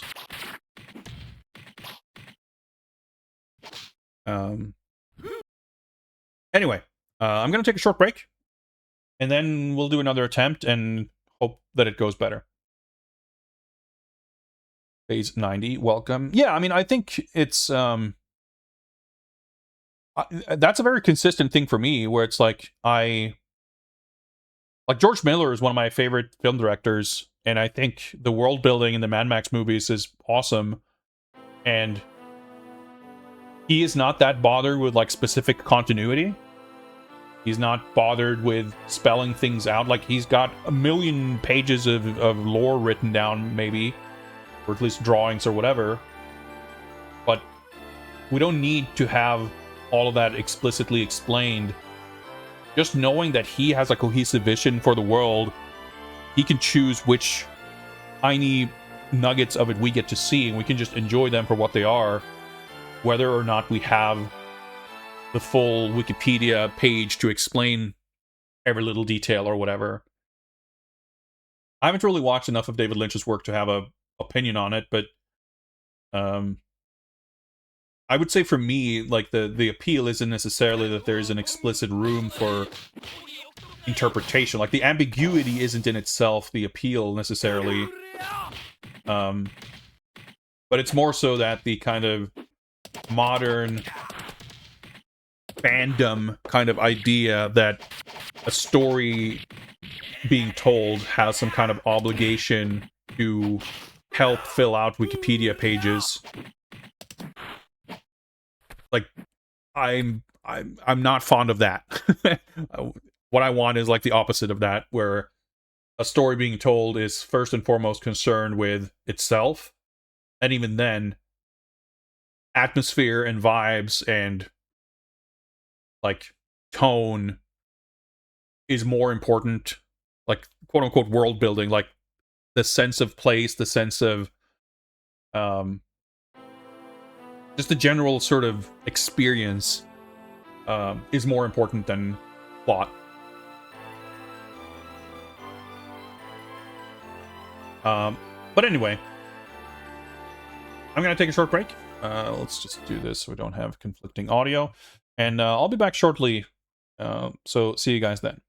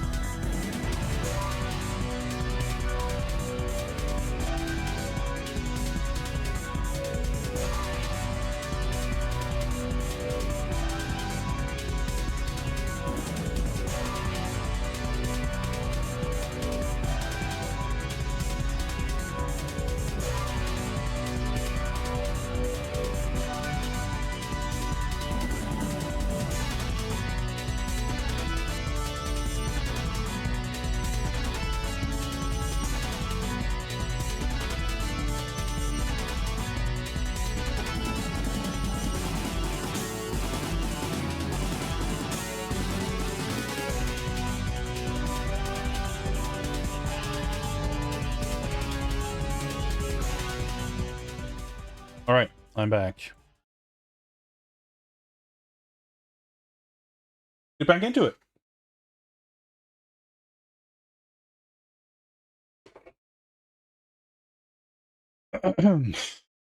I think that's not the first time I took a death to the stage 3 boss. Let's see if we can do better, embarrass ourselves less this time. So we game overed on stage 6 boss, and that was like, timer was at what, 35 minutes or something. Stage 7 and 8 are pretty long. That's kind of typical Capcom beat 'em up pacing. They're very back heavy.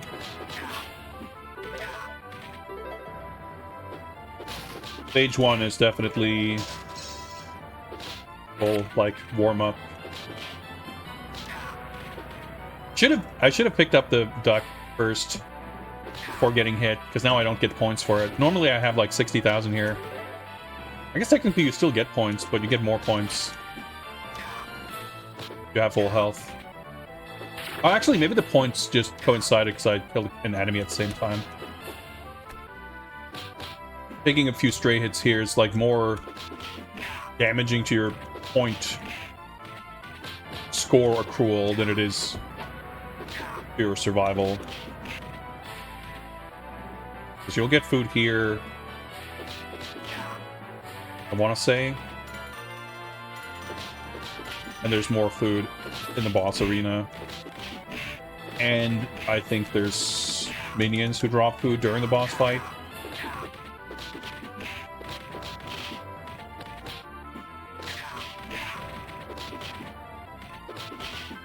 Also, there isn't much that poses a big threat in this stage anyway. One thing I meant to comment on before, by the way, it slipped my mind. An aspect of this game that I hadn't really... Oh yeah, that's right, there's food in his little chair.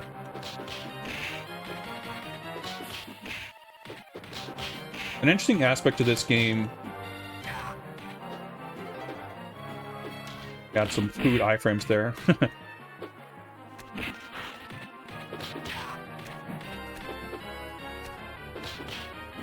Already about time.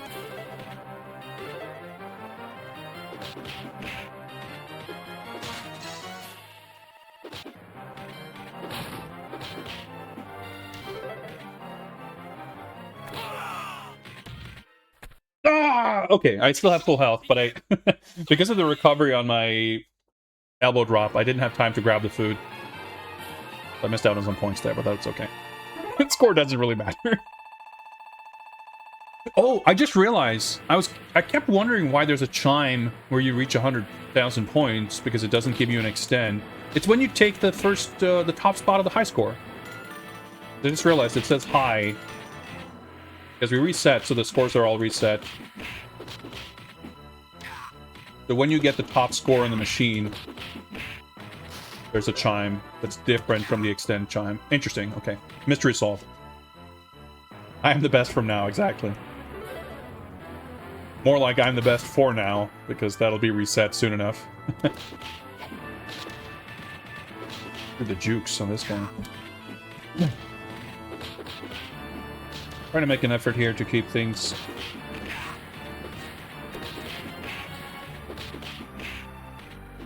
to one side of the screen.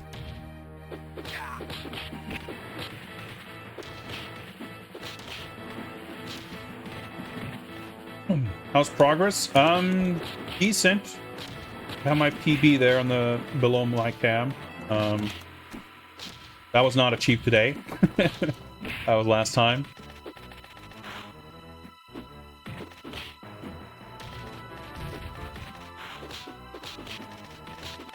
But we have been making slightly misaligned. Been making some amount of progress on learning things.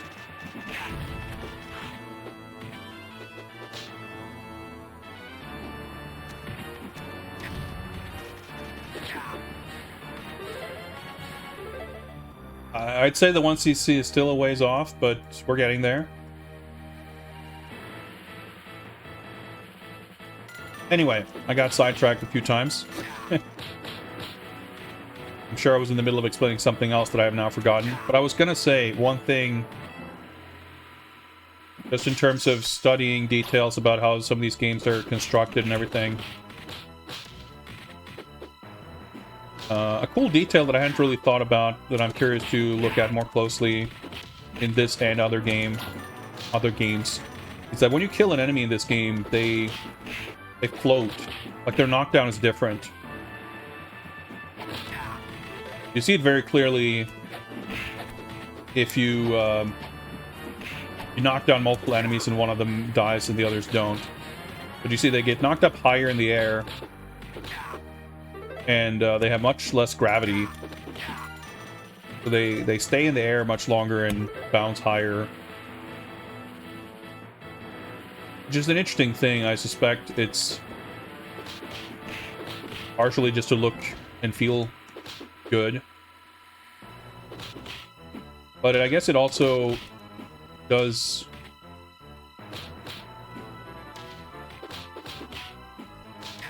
add to... When you throw them, they still get thrown normally. But I guess it helps disambiguate if an enemy's alive or not. Right, so if I pass by that barrel, the boss fight will start.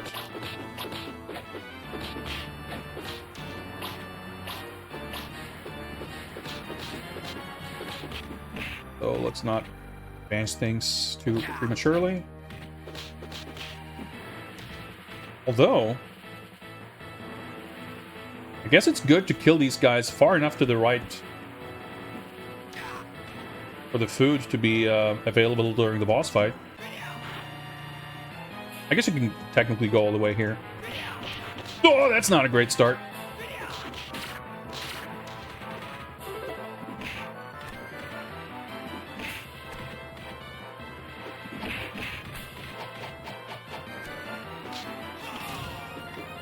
Where did that elbow drop come from? Okay, so he's going for the horse. Will he get it? No, see? That doesn't apply on the stage 8 boss. Maybe it's because this arena is just a little bit wider. Not sure what it is. But you can, as a result, much more effectively prevent this guy from getting back on the horse.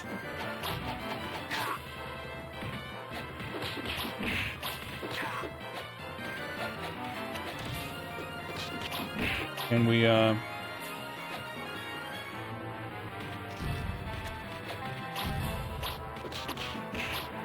it's worked. Oh my god, of course they don't drop food.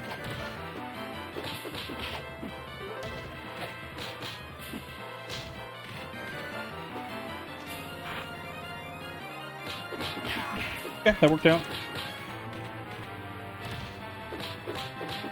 Okay.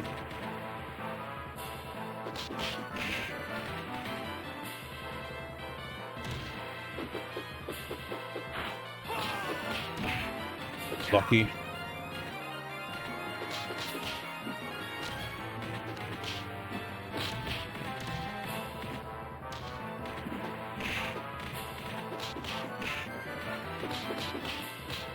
Okay, kind of.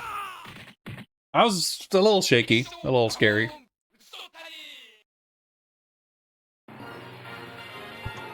If I died here, I would have reset. Bonus stage. So we are, I think, doing better on score here than last time, because I should get the extend here from finishing this. Even going very modestly. I mean, I only need 1,200 points. Last time I was, like, close. But I didn't quite get the extend until the beginning of stage 3. But yeah, I guess that's a nice little rule of thumb I can employ. If I die before the extend, that's a reset. But now that I've gotten the extend, the run has officially started.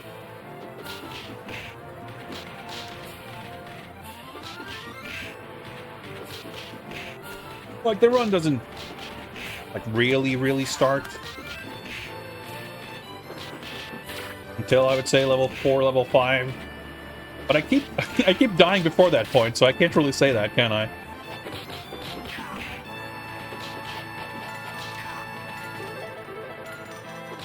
Shitload of damage here.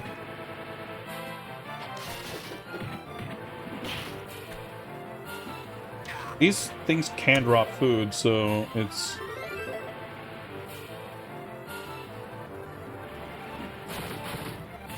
Alright, well, barbecue out of it. Down on screen for this fight. I think the barbecue heals about the... Oh, there we go. I was going to say the amount that I have. I'll still rather save it for a little bit.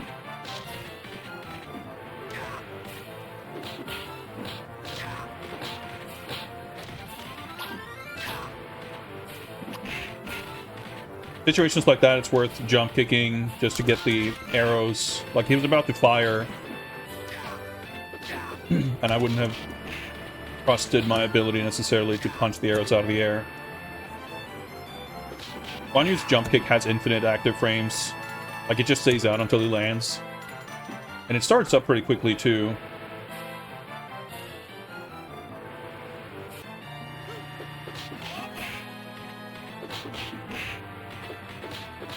So it's like its most effective way of just putting a hitbox in front of him.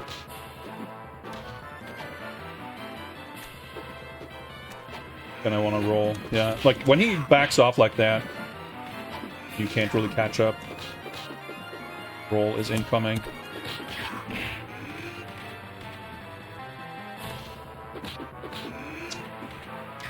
Hit the throw. Fucked up. There we go. Oh, I was looking at the shadow, but of course his hitbox was a lot wider. Could get some amount of food drops at some point in this fight, though. That's a bad throw. I should have thrown the other way. Over into actually.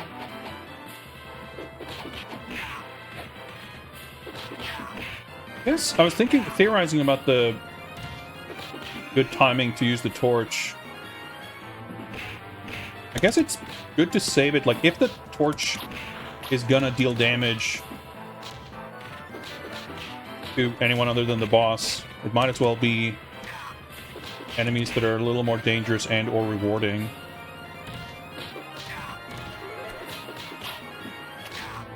I.e., you guys, maybe.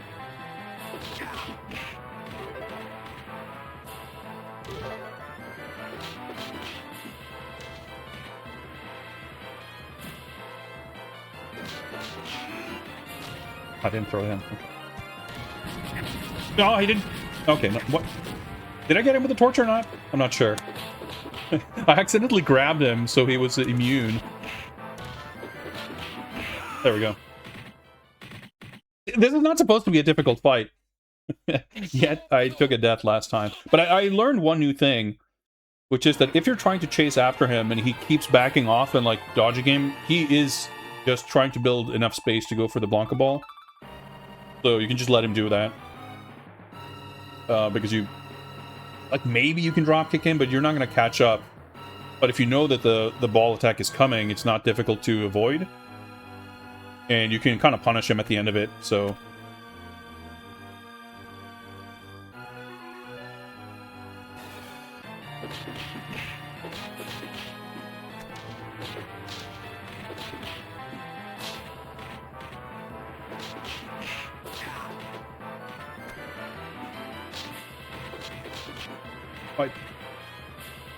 For some reason, my brain completely forgot the input for the throw ender.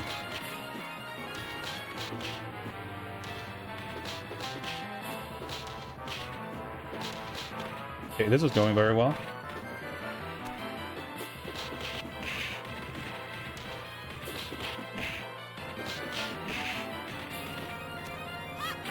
I fucking knew it. But I was gonna say, this guy's dropped food. So, oh my god, the extra stab.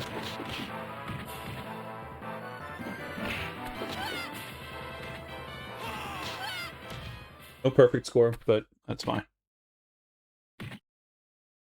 That was still a really clean fight. Pretty quick, too.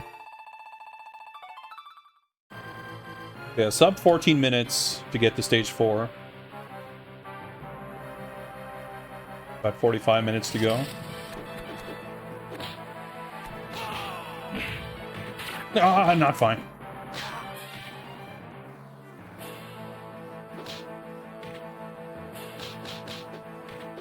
Legitimately hate these guys.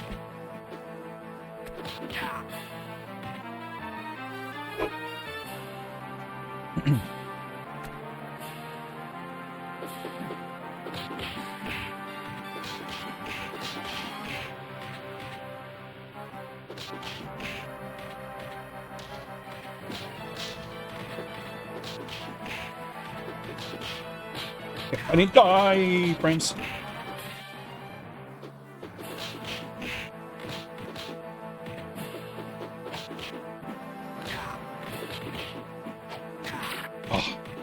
Oh my god, he got me the second time, trading with my dropkick even. Someone here is probably likely to drop food. Well, no such luck. Should still be recoverable though. Definitely some food here.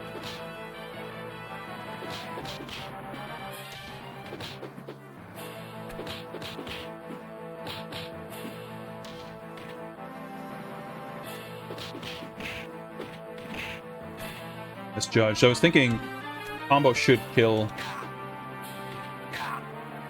treasure. And it did not. Okay, barbecue there, that's good. Meat bun. Should have picked up this first to get the score bonus. Whatever. Oh, technically I could have super joyed there to drop the dagger and bring both daggers with me. That's a bit convoluted.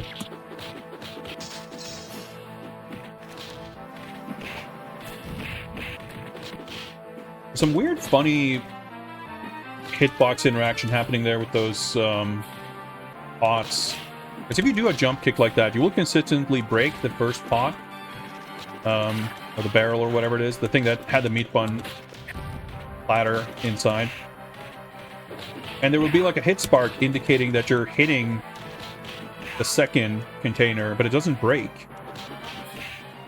So I'm really curious, like there's got to be some kind of bug or something happening, some peculiar interaction.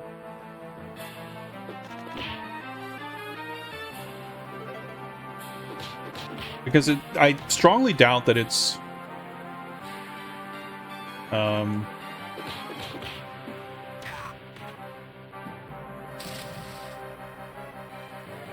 the box or the pot or whatever having enough health to survive a jump kick. And to my knowledge, see, like it's not like a jump kick does less damage because it already hit once. So I'd be curious to learn what actually... I mean, it has no... I don't think it has any kind of practical application. But just as like a special interest curiosity, I'm curious to know what is exactly happening in that interaction and why.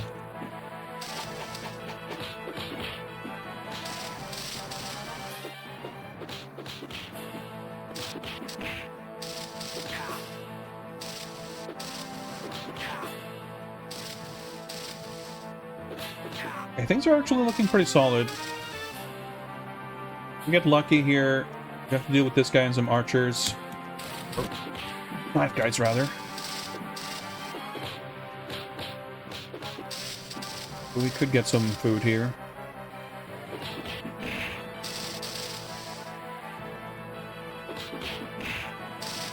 The extra hit stop when you hit multiple...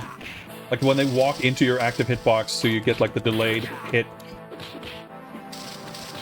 on the kick ender. It feels really good.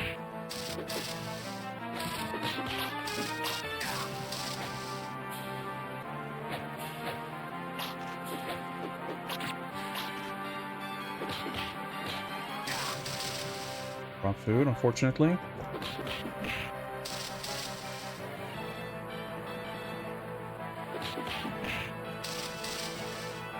One extended combo here should kill him.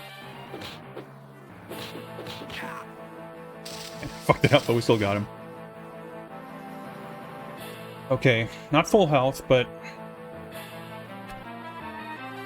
should be able to do this.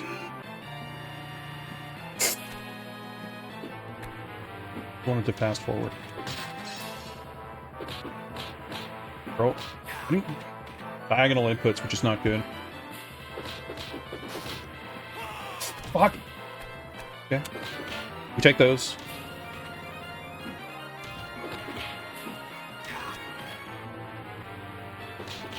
Being able to see where he is a bit scary. Okay, we got the first life bar gone.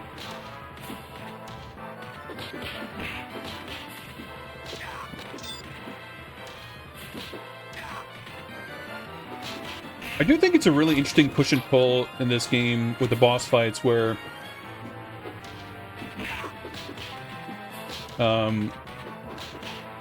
you always have enemies surrounding you.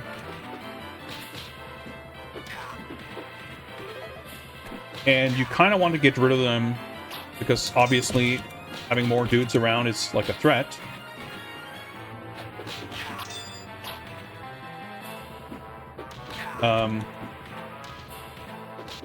But you might spawn a wave of more dangerous enemies. And also, you know, time spent fighting the minions is time spent not fighting the boss.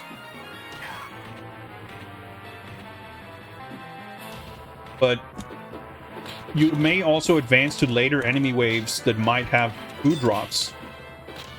So kind of the balancing act, like the risk reward of like I want to advance, like I need to take attention away from fighting the boss because I want to be fighting, I want to reach later enemy waves. Nice. Got the full health. Because they might drop food. Creates like a layered sort of incentive structure that's really interesting. I think it keeps the boss fights from being from feeling kind of samey. Even though in a lot of ways they are, and they're kind of basic. But frankly, I think it's one of the things that this game does really well. For the caller, welcome, welcome. Because this has like some of the least gimmicky boss fights, at least in a Capcom beat 'em up. I mean, there's definitely, you know, low quality beat 'em ups where there's no distinction between bosses and enemies, and boss fights are just whatever. I mean, not even just like crappy modern beat 'em ups. You know, one thing I've complained about Golden Axe games. I'm like scrolling 8 screens here with nothing happening. That one guy lingering, huh? Golden Axe games having boss fights, they're just like a group of enemies. I think is kind of lame.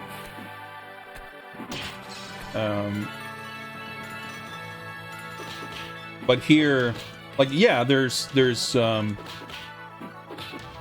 bosses have some mechanical distinctions. They have like wake up invincibility, and they have that damage protection where they take less damage from dudes being thrown into them and whatever else. But mainly they don't cheat that much in the grand scheme of things, and they don't have like super cheap gimmicky iframe moves and stuff like that. But in practice, like the real thing that matters is that like you don't have to employ super esoteric strategies to actually fight them. The core of like how to play this game, how to corral enemies, positioning, strategic employment of throw enders for iframes, like all the fundamental stuff that is like the basis for how to fight, how to play this game, applies to the boss fights. And there's not a ton of extra knowledge needed for the boss fights. They're more like, if you apply, I like that the stage is nice and short. If you apply the core strategy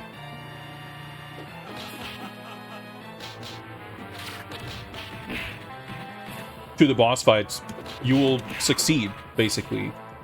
But the margin for error is smaller. The punishment for screwing up is typically a little more harsh.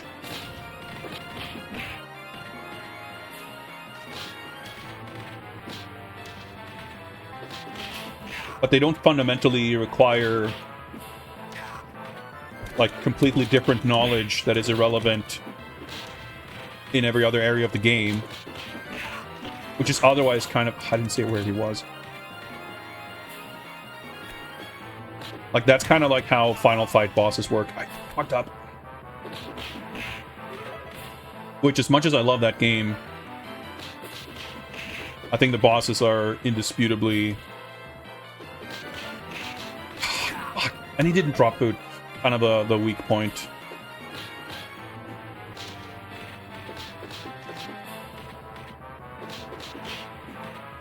Wrong guy.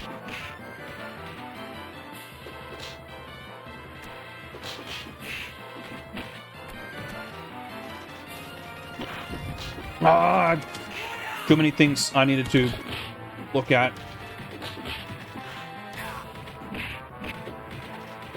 Oh, you're a bit of a miracle here.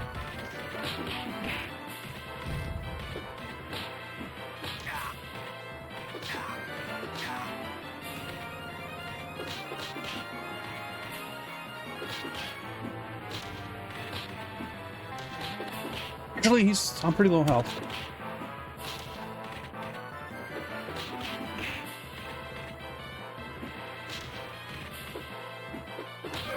Okay. Oh! Not a miracle, just a bit of clutch.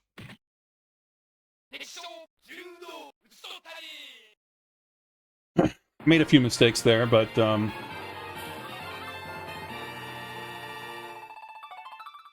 yeah, that was that was very close.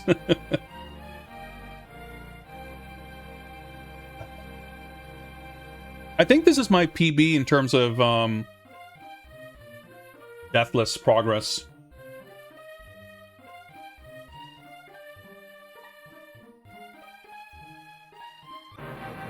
So we could hypothetically, well, we are hypothetically, what I was going to say is, like, we could be on 1cc pace here. If I execute the rest of the run at my, like, peak level,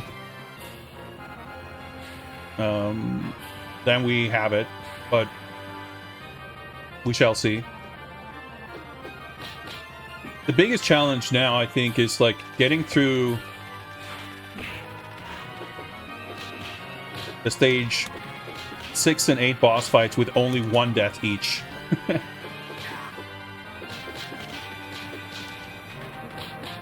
With this game, tends to be a bit of when it rains, it pours. Like, when things start to go badly in a boss fight, easy to start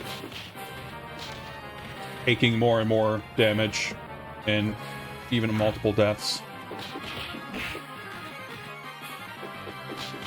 So risky, I don't know why I went for that. Like, Guan Yu's jab has good range.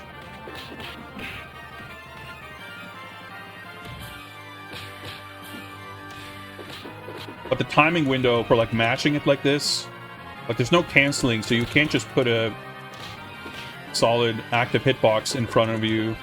Like, if you match it even sort of frame perfectly, as far as, like, what the game will allow, I'm pretty sure there's more, like, vulnerable frames than active frames.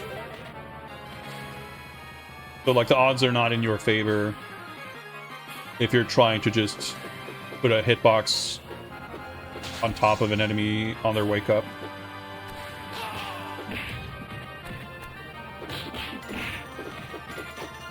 So you're much better off spacing,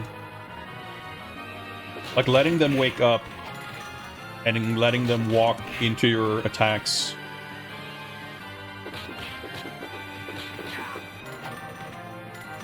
So that you can essentially be sure.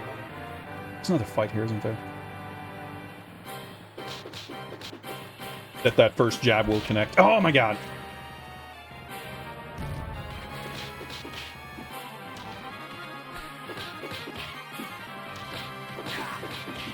So I'm not sure if I could have saved that lobster.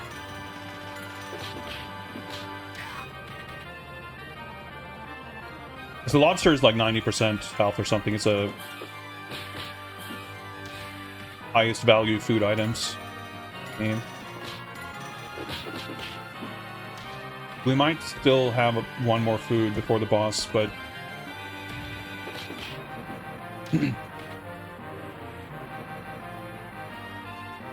oh my god! Fuck, that was stupid. I wanted to, like, that was so greedy.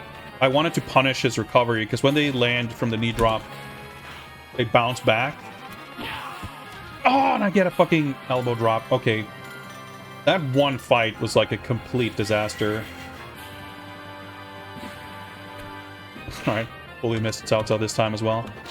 It doesn't really matter. If you hit him, he drops a sword, which I guess would make this fight a little safer.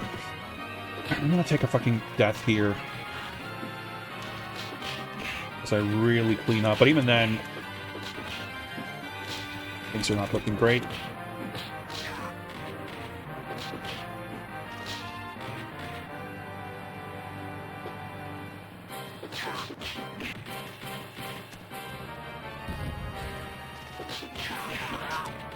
Ah! Off angle running attack. So annoying. Like, what a stupid... And this death is just because I did that. I got greedy and stupid during that barbarian fight. So annoying. I had to fight archers and yeah. See, I'm getting flustered and I'm losing focus.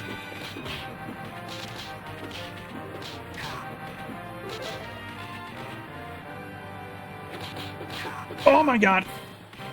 The archer melee attack is the run killer, dude.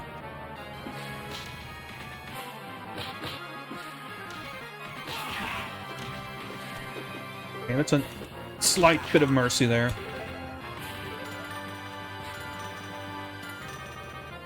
I mean, if by some miracle we do this fight like perfectly, then we're essentially back on track, because I did not expect to get through level 6 deathless. It's just that the one... Honestly, I mean, the death that I took was bad, but it wasn't... The fight in which I died wasn't the real problem. The real problem was the fight immediately preceding it. Because if I hadn't taken that damage in that fight, then...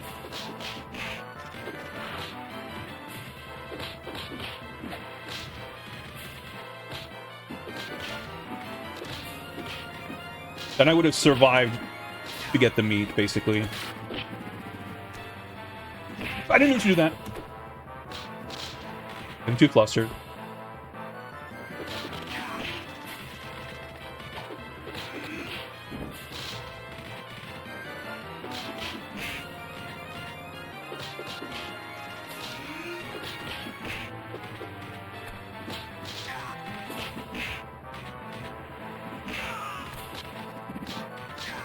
Boss guy down. I hope for a miracle barbecue here. I'll take a meat bun. Shit drop.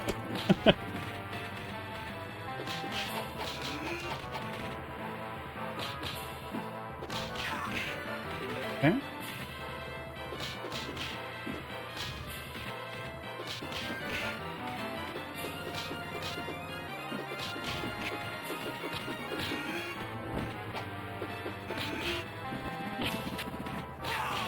Comboed.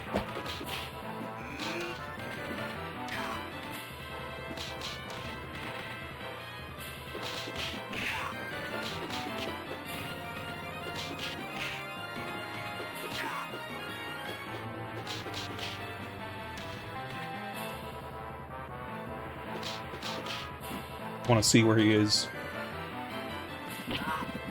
Ah! He sniped. Because that was actually a really good fight. On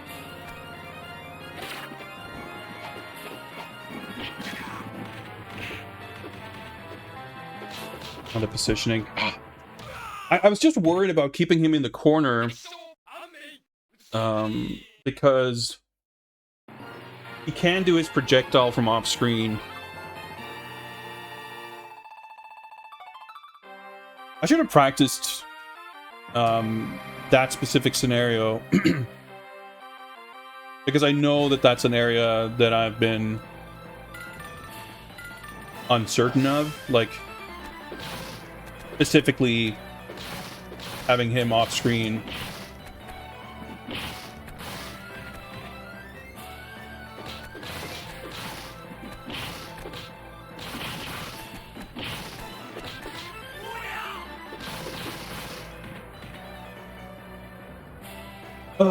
All right, but that was a really good run until the start of level 6, and then it became a not as good run.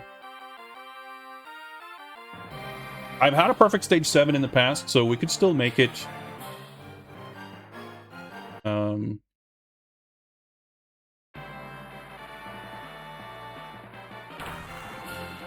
We could match our PB. And in that run, I definitely didn't get that far deathless, but I'm pretty sure I just... Actually, I don't remember really where I took the deaths, but... I am pretty sure I took an early death in like stage 3 or something, and then I did stage 6. The boss probably went about as well as it did now, but I didn't take a death during the level, I think. Whatever, it doesn't really matter. I'm pretty sure I arrived here with no extra lives, though.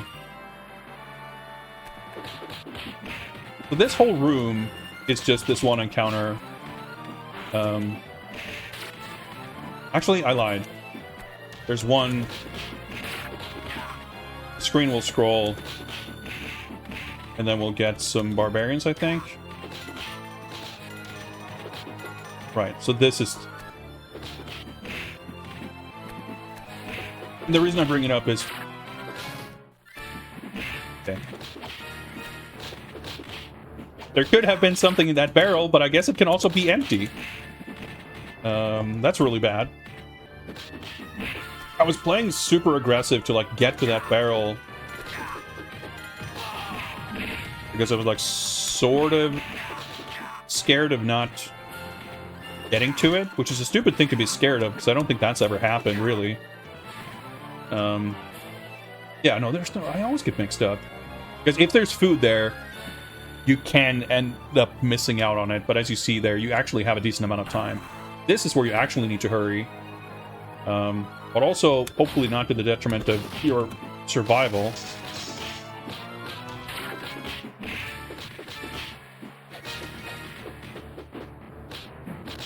Sneak past.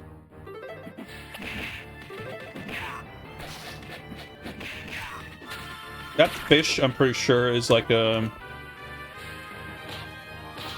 set item.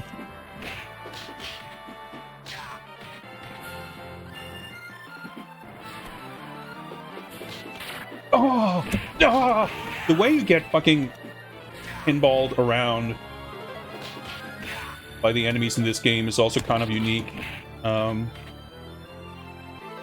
lot of attacks, enemy attacks, have like really massive knockback.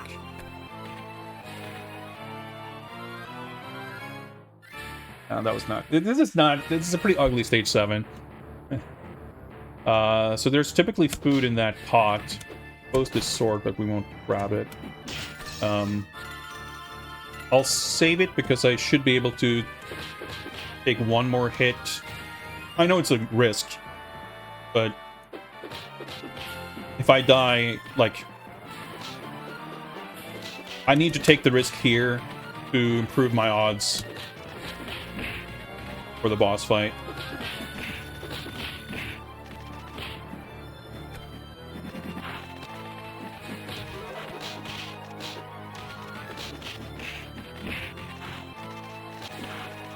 I hate when they come at you from those kind of angles.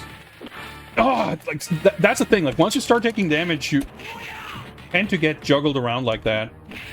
So this is it, by the way. This is the health that we get for the rest of this level and the boss fight, unless we get very lucky and some food drops happen here. But I'm pretty sure they can't. Yeah, this has been a very messy stage 7. But we didn't practice it yet today, so that's how it goes.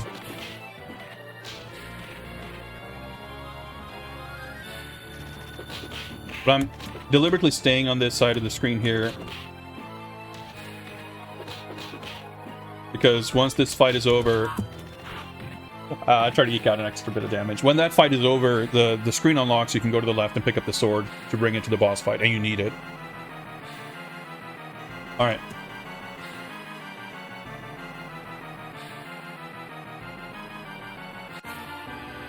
Ah, 41 minutes.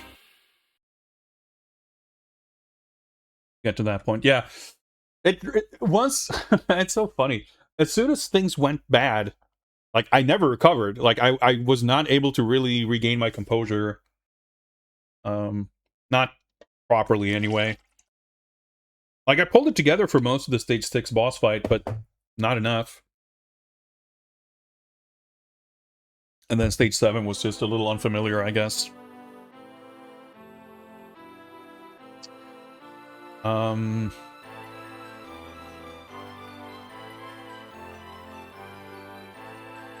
gonna write down here. Let's see. Stage 6 boss. Practice fighting in left screen. I guess it doesn't really matter which corner, but screen corner. I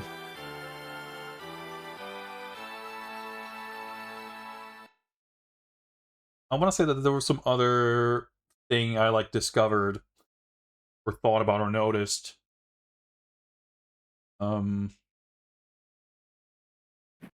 There's stuff for like the early bosses that's like worth keeping in mind, like when to use the torch in stage 3 boss and stuff like that. But it doesn't, like, I don't need to. I'll write it down later, maybe for more comprehensive notes, but it doesn't really matter. It's not the kind of thing I'm like likely to forget.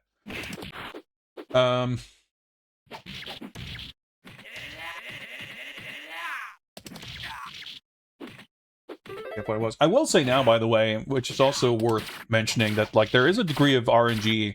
I had some bad luck with food drops. We didn't get the barbecue in stage 6 boss fight. That could have made the difference, frankly. I wasn't super far off from getting that fight deathless. So another like 50% health, like, yeah, that's very likely it could have made the difference. Alright, fuck it, let's do it again. Okay, so maybe this time, I didn't want to, but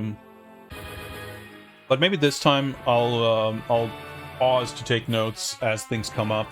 I didn't want to interrupt the game. But we'll see. We'll do one more attempt. Just realized I've been streaming for 3 hours. Probably make some lunch.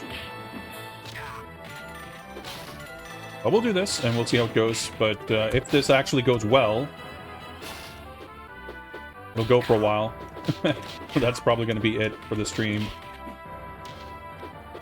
Unless things go poorly, maybe I'll want to decide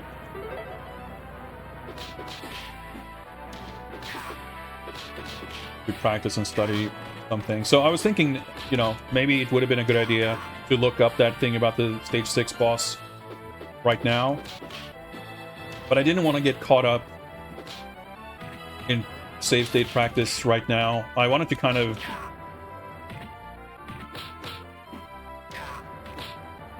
knowing specifically if I did do that, I would probably not want to do another attempt after that. So let's do another attempt immediately instead.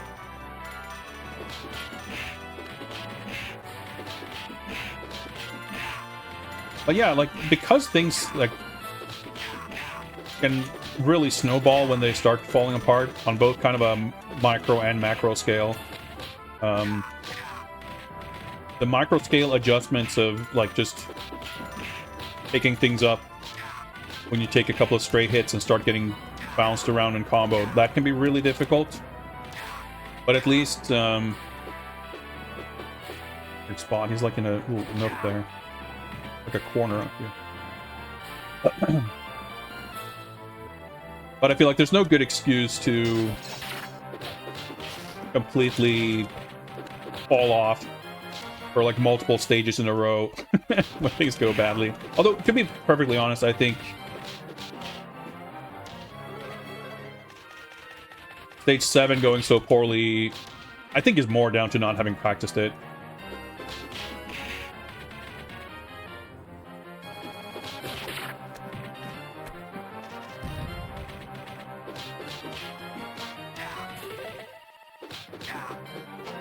Oh, the food iframes, that's so satisfying. What's up, Chibi UFO? Game's very good.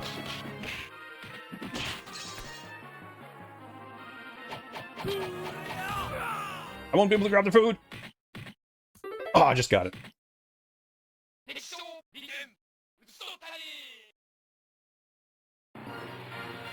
Should probably not take too much focus on trying to optimize the perfect score on stage 1 or whatever. Like, you know, I should conserve my energy for more important matters.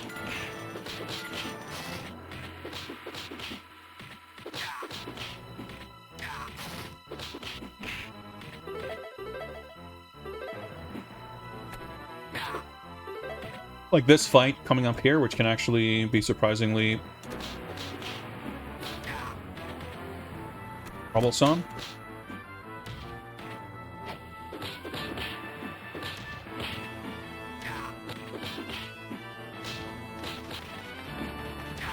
This is like a fight that I hadn't even registered. I did not mean to do that elbow drop as being in any way dangerous until I had a run where I like lost half health in this fight. But these guys like surround me. Oh, that was. See, like when you get knocked down. Speaking of taking half health, like a lot of enemy attacks have big pushback, and others still will knock you down. And both of those things really tend to put you in precarious positions where you just have a lot less control. What the fuck is this?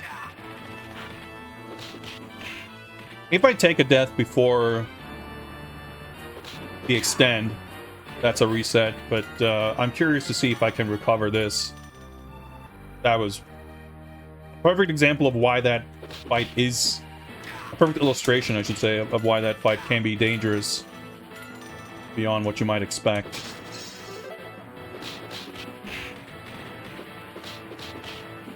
Alright, so we might get lucky with... not get fucking kicked in the face. And stabbed multiple times. See? Falling apart. But we may still get lucky with food drops from these guys. Which could bring us back close enough to full health. And there's the potential for additional food during the fight.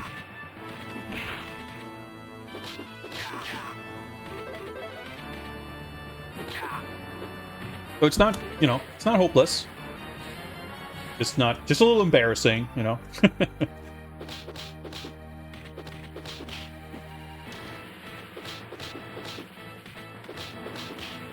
Ooh, trying to dash away.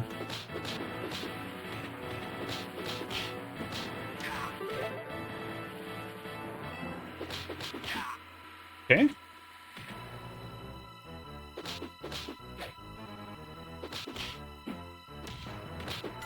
But I do kind of want to, well... I was going to say, I kind of want to keep them on the right side in case they do drop food. But if they... oh my... oh, I didn't... I grabbed him, and then the other guy meleeed me. I was going to say, you know, you can bring the food... you have more accessible during this fight. This... if I need to grab the food instantly anyway, it doesn't really matter.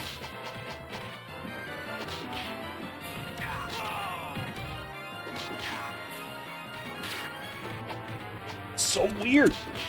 All these very peculiar interactions happening.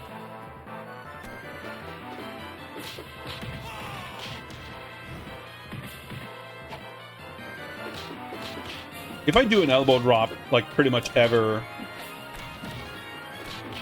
it's very likely that it was an accidental input. Of course, they drop fucking treasure, and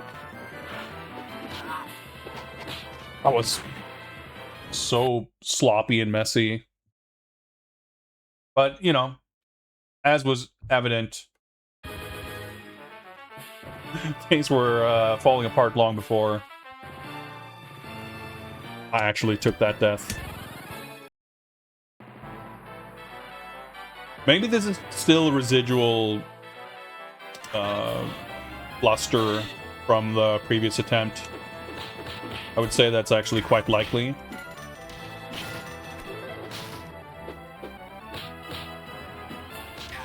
So, unless this goes well,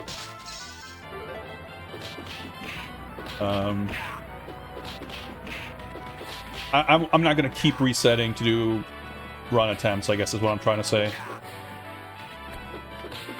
If this run needs to be aborted, we will do so and instead hop into some practice.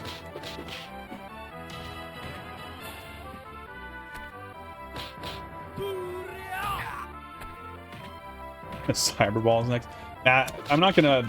We're not gonna be playing anything else, but it's more a matter of do we do run attempts or practice.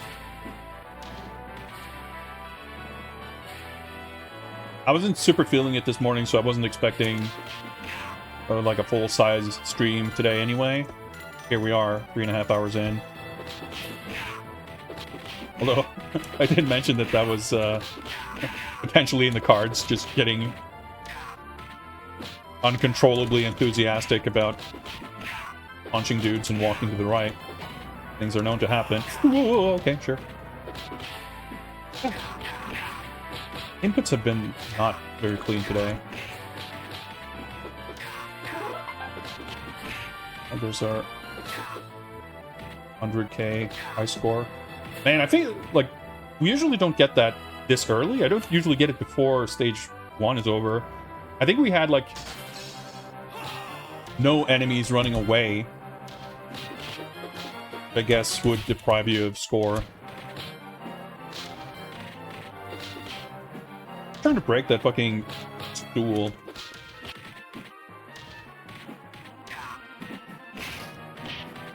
He just walked into me. Okay. And I let him, I guess.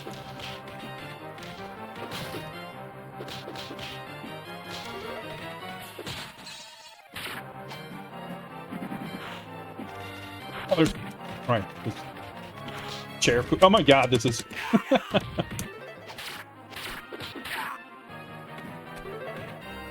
What I get for trying to get fancy. Alright, we still got the perfect food. Or perfect health. Yeah, stage 1 boss is very forgiving.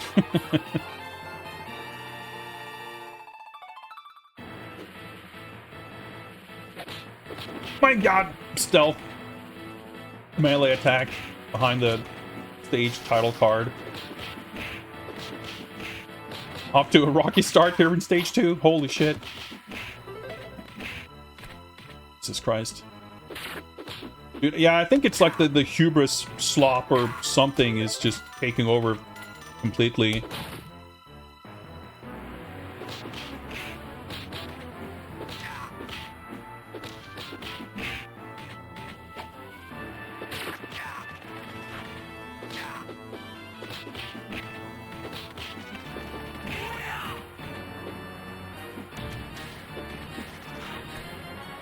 Spacing.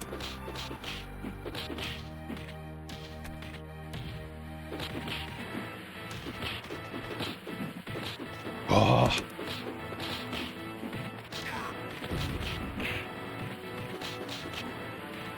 Didn't realize how much fucking damage I'd already taken. Granted, about half of that was before this fight even started.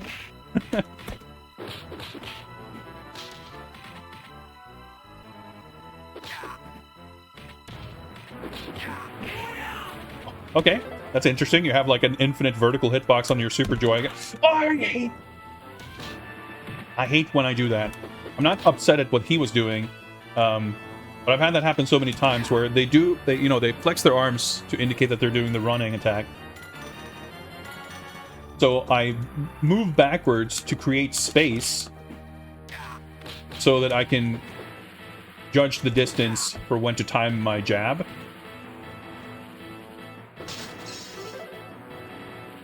And then in the process of backing up to create space,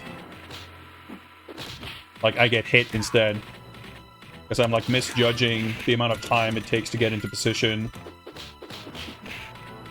And then it's something that's happened, frankly, with alarming frequency.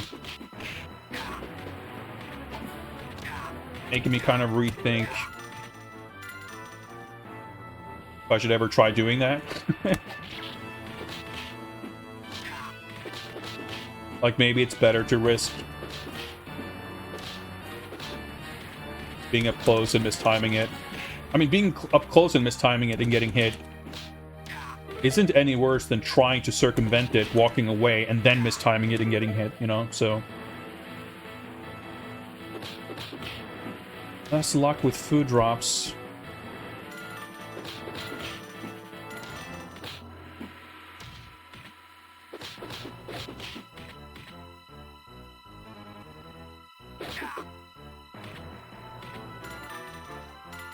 Timer will reset when the boss fight starts, so...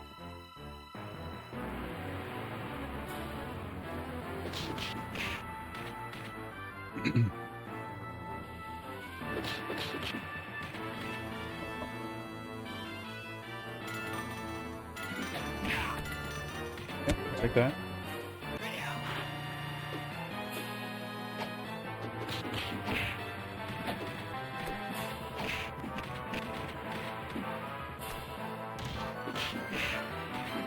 If I move the camera all the way over here, he should not be able to grab his horse, even if he were to go for it. Jump kick is not for damage, it's just to kind of keep him occupied. Don't scroll! Get... Oh. Sucks. Man, the anti-horse tech is fucking mysterious. We get off the horse.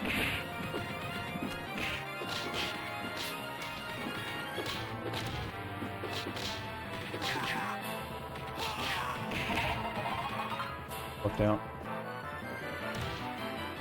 That was the extend. That's officially... The run is officially a run, but... I'm not sure.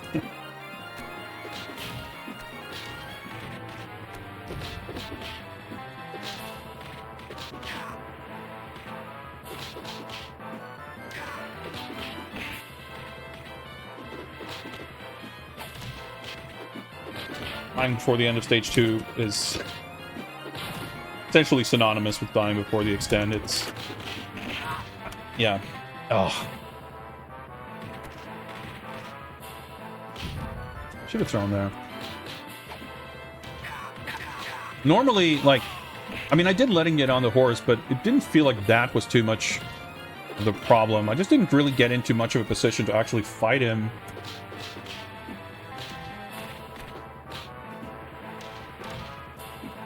I don't know. I don't really feel like doing the rest of this attempt, because even if we were to get to stage 6 or 7, I'm gonna be so... like... not doing... Well, let's play out stage 3 to see if I'm... Yeah, we got to extend so early. It must be because I got so much score on the first stage. I don't even really know what I did much differently, because usually I get it, or sometimes I guess, maybe there's not really enough sample size to say what's usual. But previously I would get the extend somewhere in the beginning of stage 3, and if I did really well, I would get it during that bonus stage. But now I had like 390 or 39 or whatever going into the bonus stage. Yeah, 300k is when you get the extend. So now I'm at like 400. Really don't know. I mean, I haven't looked into the scoring because I don't really care. I'm a lot more interested in playing for survival and clearing the game. But whenever you have those kind of anomalous scores that you don't have an explanation for, it makes me a little curious to learn more about the score. Man, I don't have a good strat for dealing with these barrels.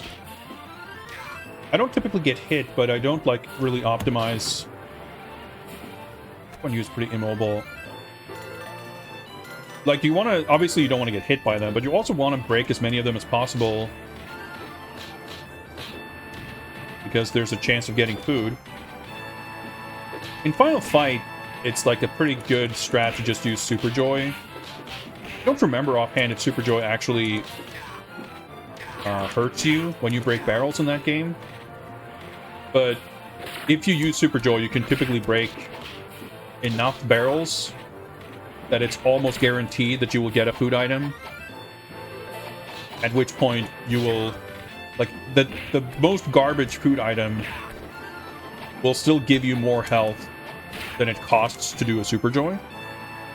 So it's very, very unlikely, if not impossible, to get, like, a bum deal on that in that game.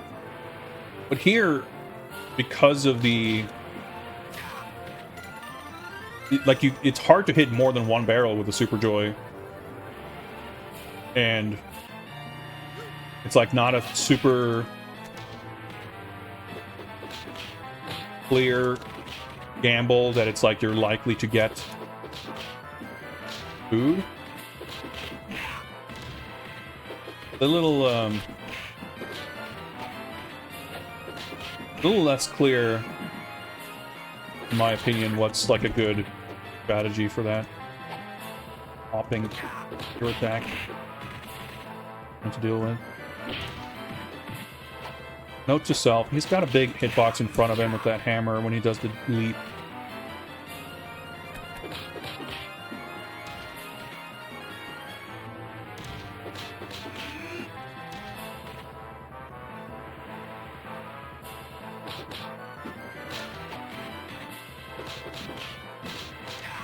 Rings there.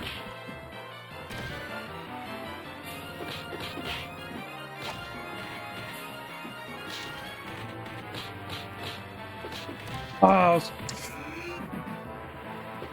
trying to Super Joy there, actually, but you can't cancel out of a punch with a Super Joy.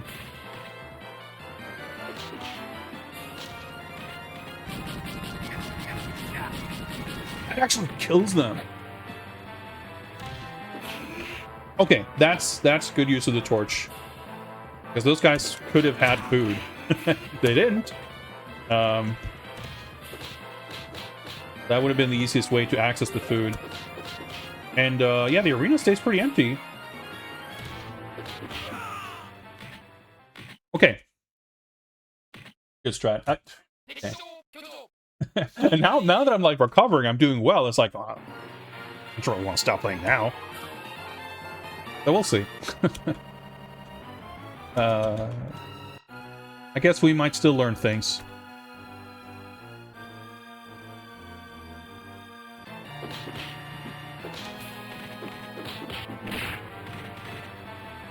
Might still fuck up, granted. Haggers. The boss health bars do actually impede readability in this section. A little bit, I feel like. Doesn't help that there's like a railing down there too. Do that, but at least you get some damage out of it, and I didn't get punished. Okay.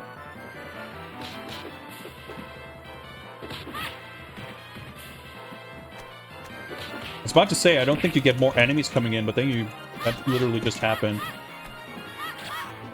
Yep. Run officially falling apart. Run officially not a run. Alright, fuck it. Okay, the run aborted. Run aborted.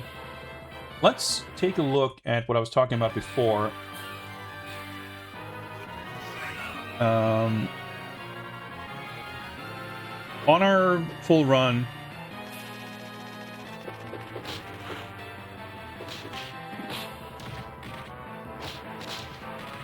I was on the verge of being able to do this deathless, and we had the big guy in the corner, and I was like a little scared to fight him off screen because it felt inconsistent.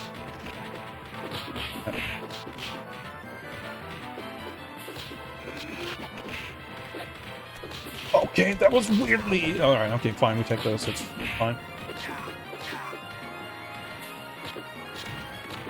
Like, it doesn't hurt to just get practice in this fight in general, but specifically what I'm curious to see is... That's fine, like, doing this deathless doesn't matter.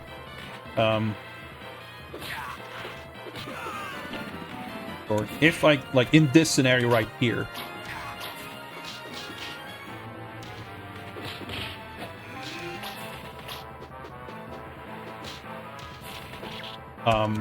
what I ended up doing was throwing him into the arena because I felt I'm not even really getting it set up. It felt like a liability to have him off screen.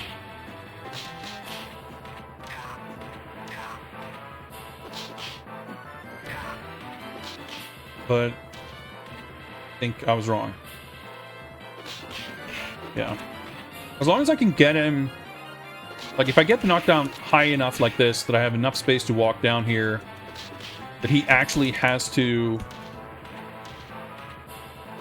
spend, like, a meaningful amount of time traversing. So, kind of what you want to do, the reason you offset your position like that, is, on the most basic level, it's because enemies, their attack has forward range. Their attacks does not have, like, sideways range. So, if you're positioned on screen, like, in front of each other, you know, the character can attack. But if you're like this, you know, they can't reach you. But with the bosses in particular, they have iframes on wake up. So, after they wake up, you cannot hit them, but they can hit you. And that lasts for a little window of time. There's no visual indication of this, but that's just the way it is. And that's like the Final Fight standard. But what that means is that when the bosses stand up,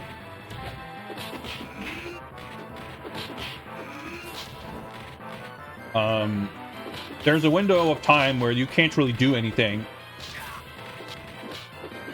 And you don't really want them to be trying to kill you during that window. Like, in this game, the bosses have big attacks. You can't really contest their attacks regardless. I was trying to punch back, but I got pushed back so far by the attack that it positioned me on the barbecue, so I picked it up by mistake. Anyway, I'm not really paying attention to the game. I'm trying to talk. So that's whatever. But basically, what you want to do is have them wake up and then spend time doing anything other than trying to kill you for the duration of that wake up timing window.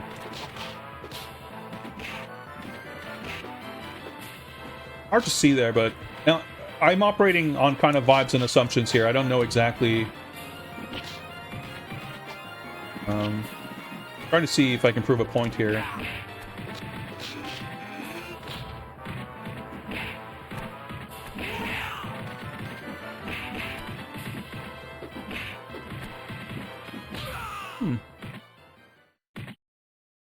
I'm curious how much.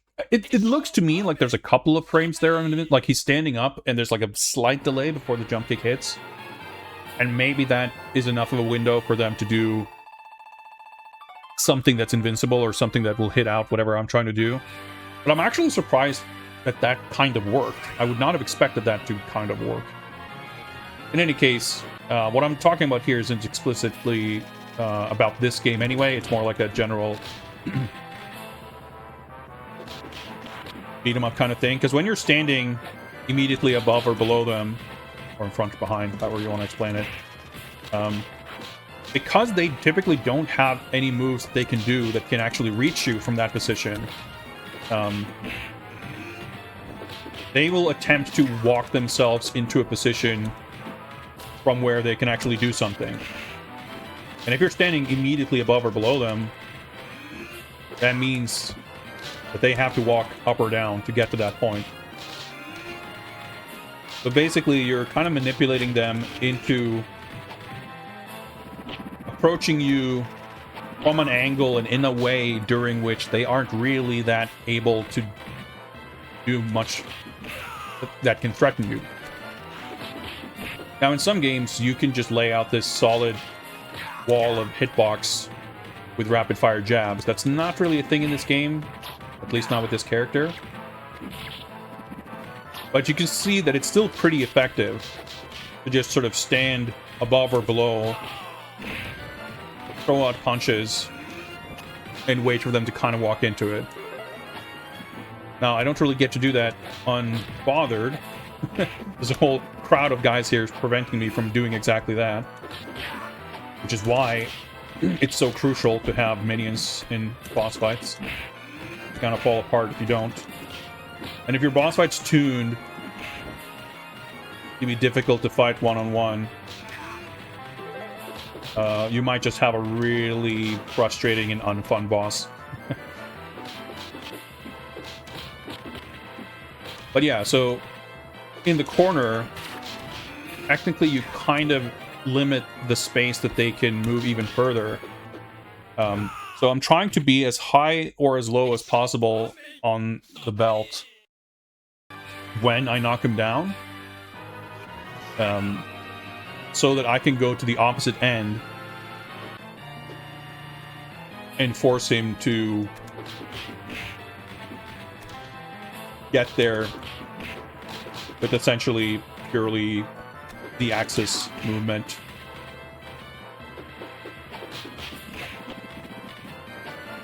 I was trying to throw for iframes. You can get comboed really fucking bad. That whole knockback combo thing is very specific to this game, I feel like. Hardly any attacks lock you in place in this.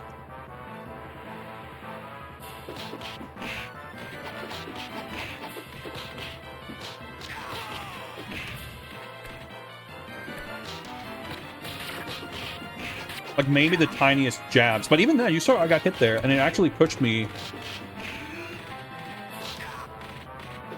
It might literally be the case that no attacks... I mean, I don't know. It might be that no attacks... See, even that little jab pushed me back a little bit.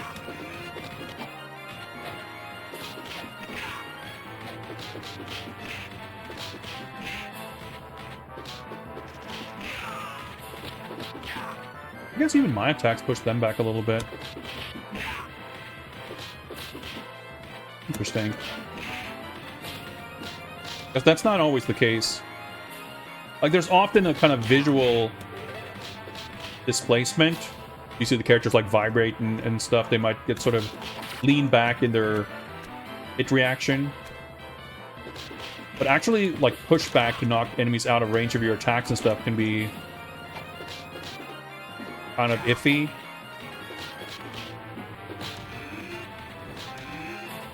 So you don't always see it.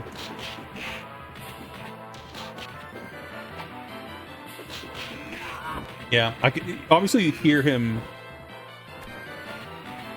grunting before doing that attack. That was kind of locked in place there. But the knife guys can drop food.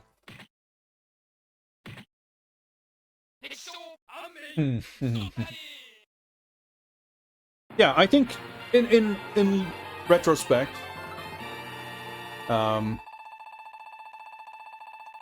I was probably wrong to throw him into the arena at that point in the run. I should not, like, my assessment from these attempts now is that he's at least not more dangerous off screen. I think the roll, I don't know specifically what determines whether he's likely to do the roll or not, but it feels that he will only do the roll, or he's more likely anyway, when he has a certain amount of space and distance. And at the edge of the screen, the enemies can move outside of the screen, but there's kind of a limit. They won't, like, keep backing off forever. Like, they will stay reasonably close. So I think he can't create enough room necessarily if you were kind of in the corner. I'm not positive, because I'm pretty sure he can do the roll from off screen. But he won't typically do it. He won't attempt the roll if you're totally off axis. So it's kind of a moot point. That's the thing, again, like, he doesn't have an attack that can hit you off axis. No one really does. So doing that thing of, like, going up and down and, like, kiting him back and forth on wake up, that's a pretty universal strategy.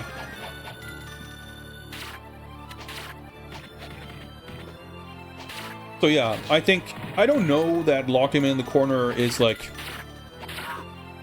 a good strategy. Is that something I should be aiming for? Is that how I complete it? I don't know, but it kind of seems as good as any.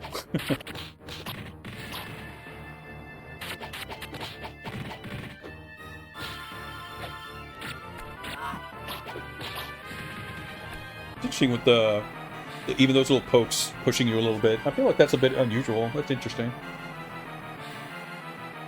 Anyway, we had one really good attempt until it was not so good.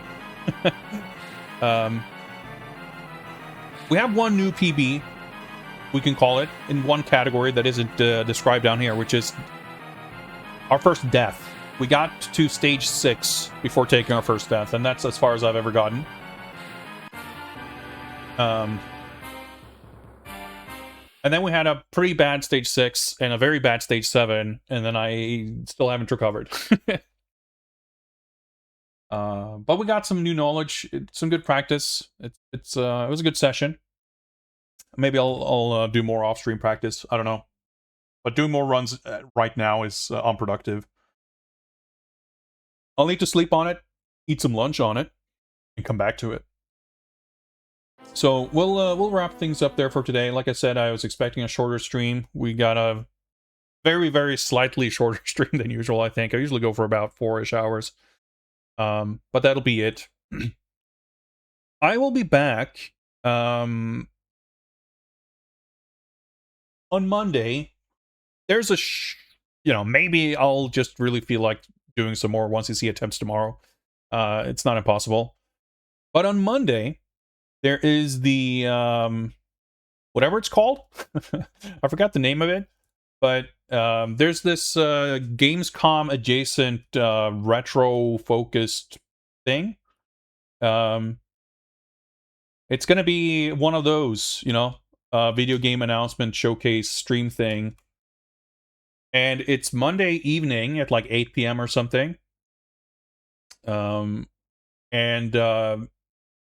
There's been some hints about what will be there, some more or less explicit.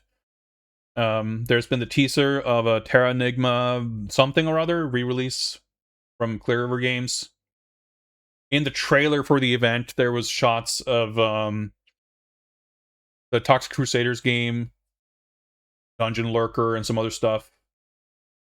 And Masters of the Universe has been like kind of hinted at being in that show, and also officially announced as being at Gamescom. Which Gamescom, the event kicks off on, I think, like Tuesday or Wednesday. It's like some day in the week. This is like the night before. So I want to watch that, because for as far as those kind of shows go, this one is actually likely to have stuff that I would be interested in. So we might get some new beat 'em up reveals or something. Who knows? So they say like it's a combination of like re-releases and whatever else. And brand new games, and even games for old consoles. Welcome, Mr. Raidon Raiders. I hope you guys are fans of Twitch raids, because you're about to go on another one. But you got me this time. You got me. I didn't have time to raid you. In fact, I had a sneaking suspicion you were about to end stream about when I started, so I figured this might happen. Anyway, welcome, folks. I had one pretty good attempt at Tenchi Kurau 2 until it went really badly, and then I had some bad attempts and a little bit of practice. But we'll get back on that horse, figuratively, if not literally, another day. Anyway, I was just explaining that on Monday evening, Europe time, there's the, whatever it's called, retro, pixel, nostalgia, whatever the fuck, showcase. It's one of those live streams where they show games and stuff and trailers, but it's focused on new old games, old games, and what have you. So it's gonna be pretty interesting, I think. There might be actual stuff there that appeals to me. So I'm gonna co-stream that most likely, which means that I will not be doing a morning stream on Monday, but I'll be doing a good old classic evening stream. And I'm pretty excited about it. I have not been keeping track of when other Gamescom stuff is happening. We typically get another Jeff Keighley birthday showcase. Maybe I would want to co-stream that because it's actually Europe timed. I don't know. We'll see. But I should be back on Monday evening, if not before that, with some new old video game news type stuff. So if that sounds exciting, please be excited and look forward to it. I've been trying unsuccessfully to wrap things up here, so let's just do it. Fractal Mind Mike is just gaming, ostensibly. That sounds good. Currently learning about After Dark screensavers, which is pretty powerful stuff. Classic. But anyway, I'm just rambling at this point. I'll be back on Monday. Maybe tomorrow. Maybe it'll be a secret mystery stream. I don't know. In any case, have a nice rest of your weekend. Thank you very much for hanging out. Thank you for the raid, Mr. Raidon. Thank you for the raid. They call me Val. Thank you for new followers. Thank you for people just being cool. I'll see you guys in the future. Goodbye.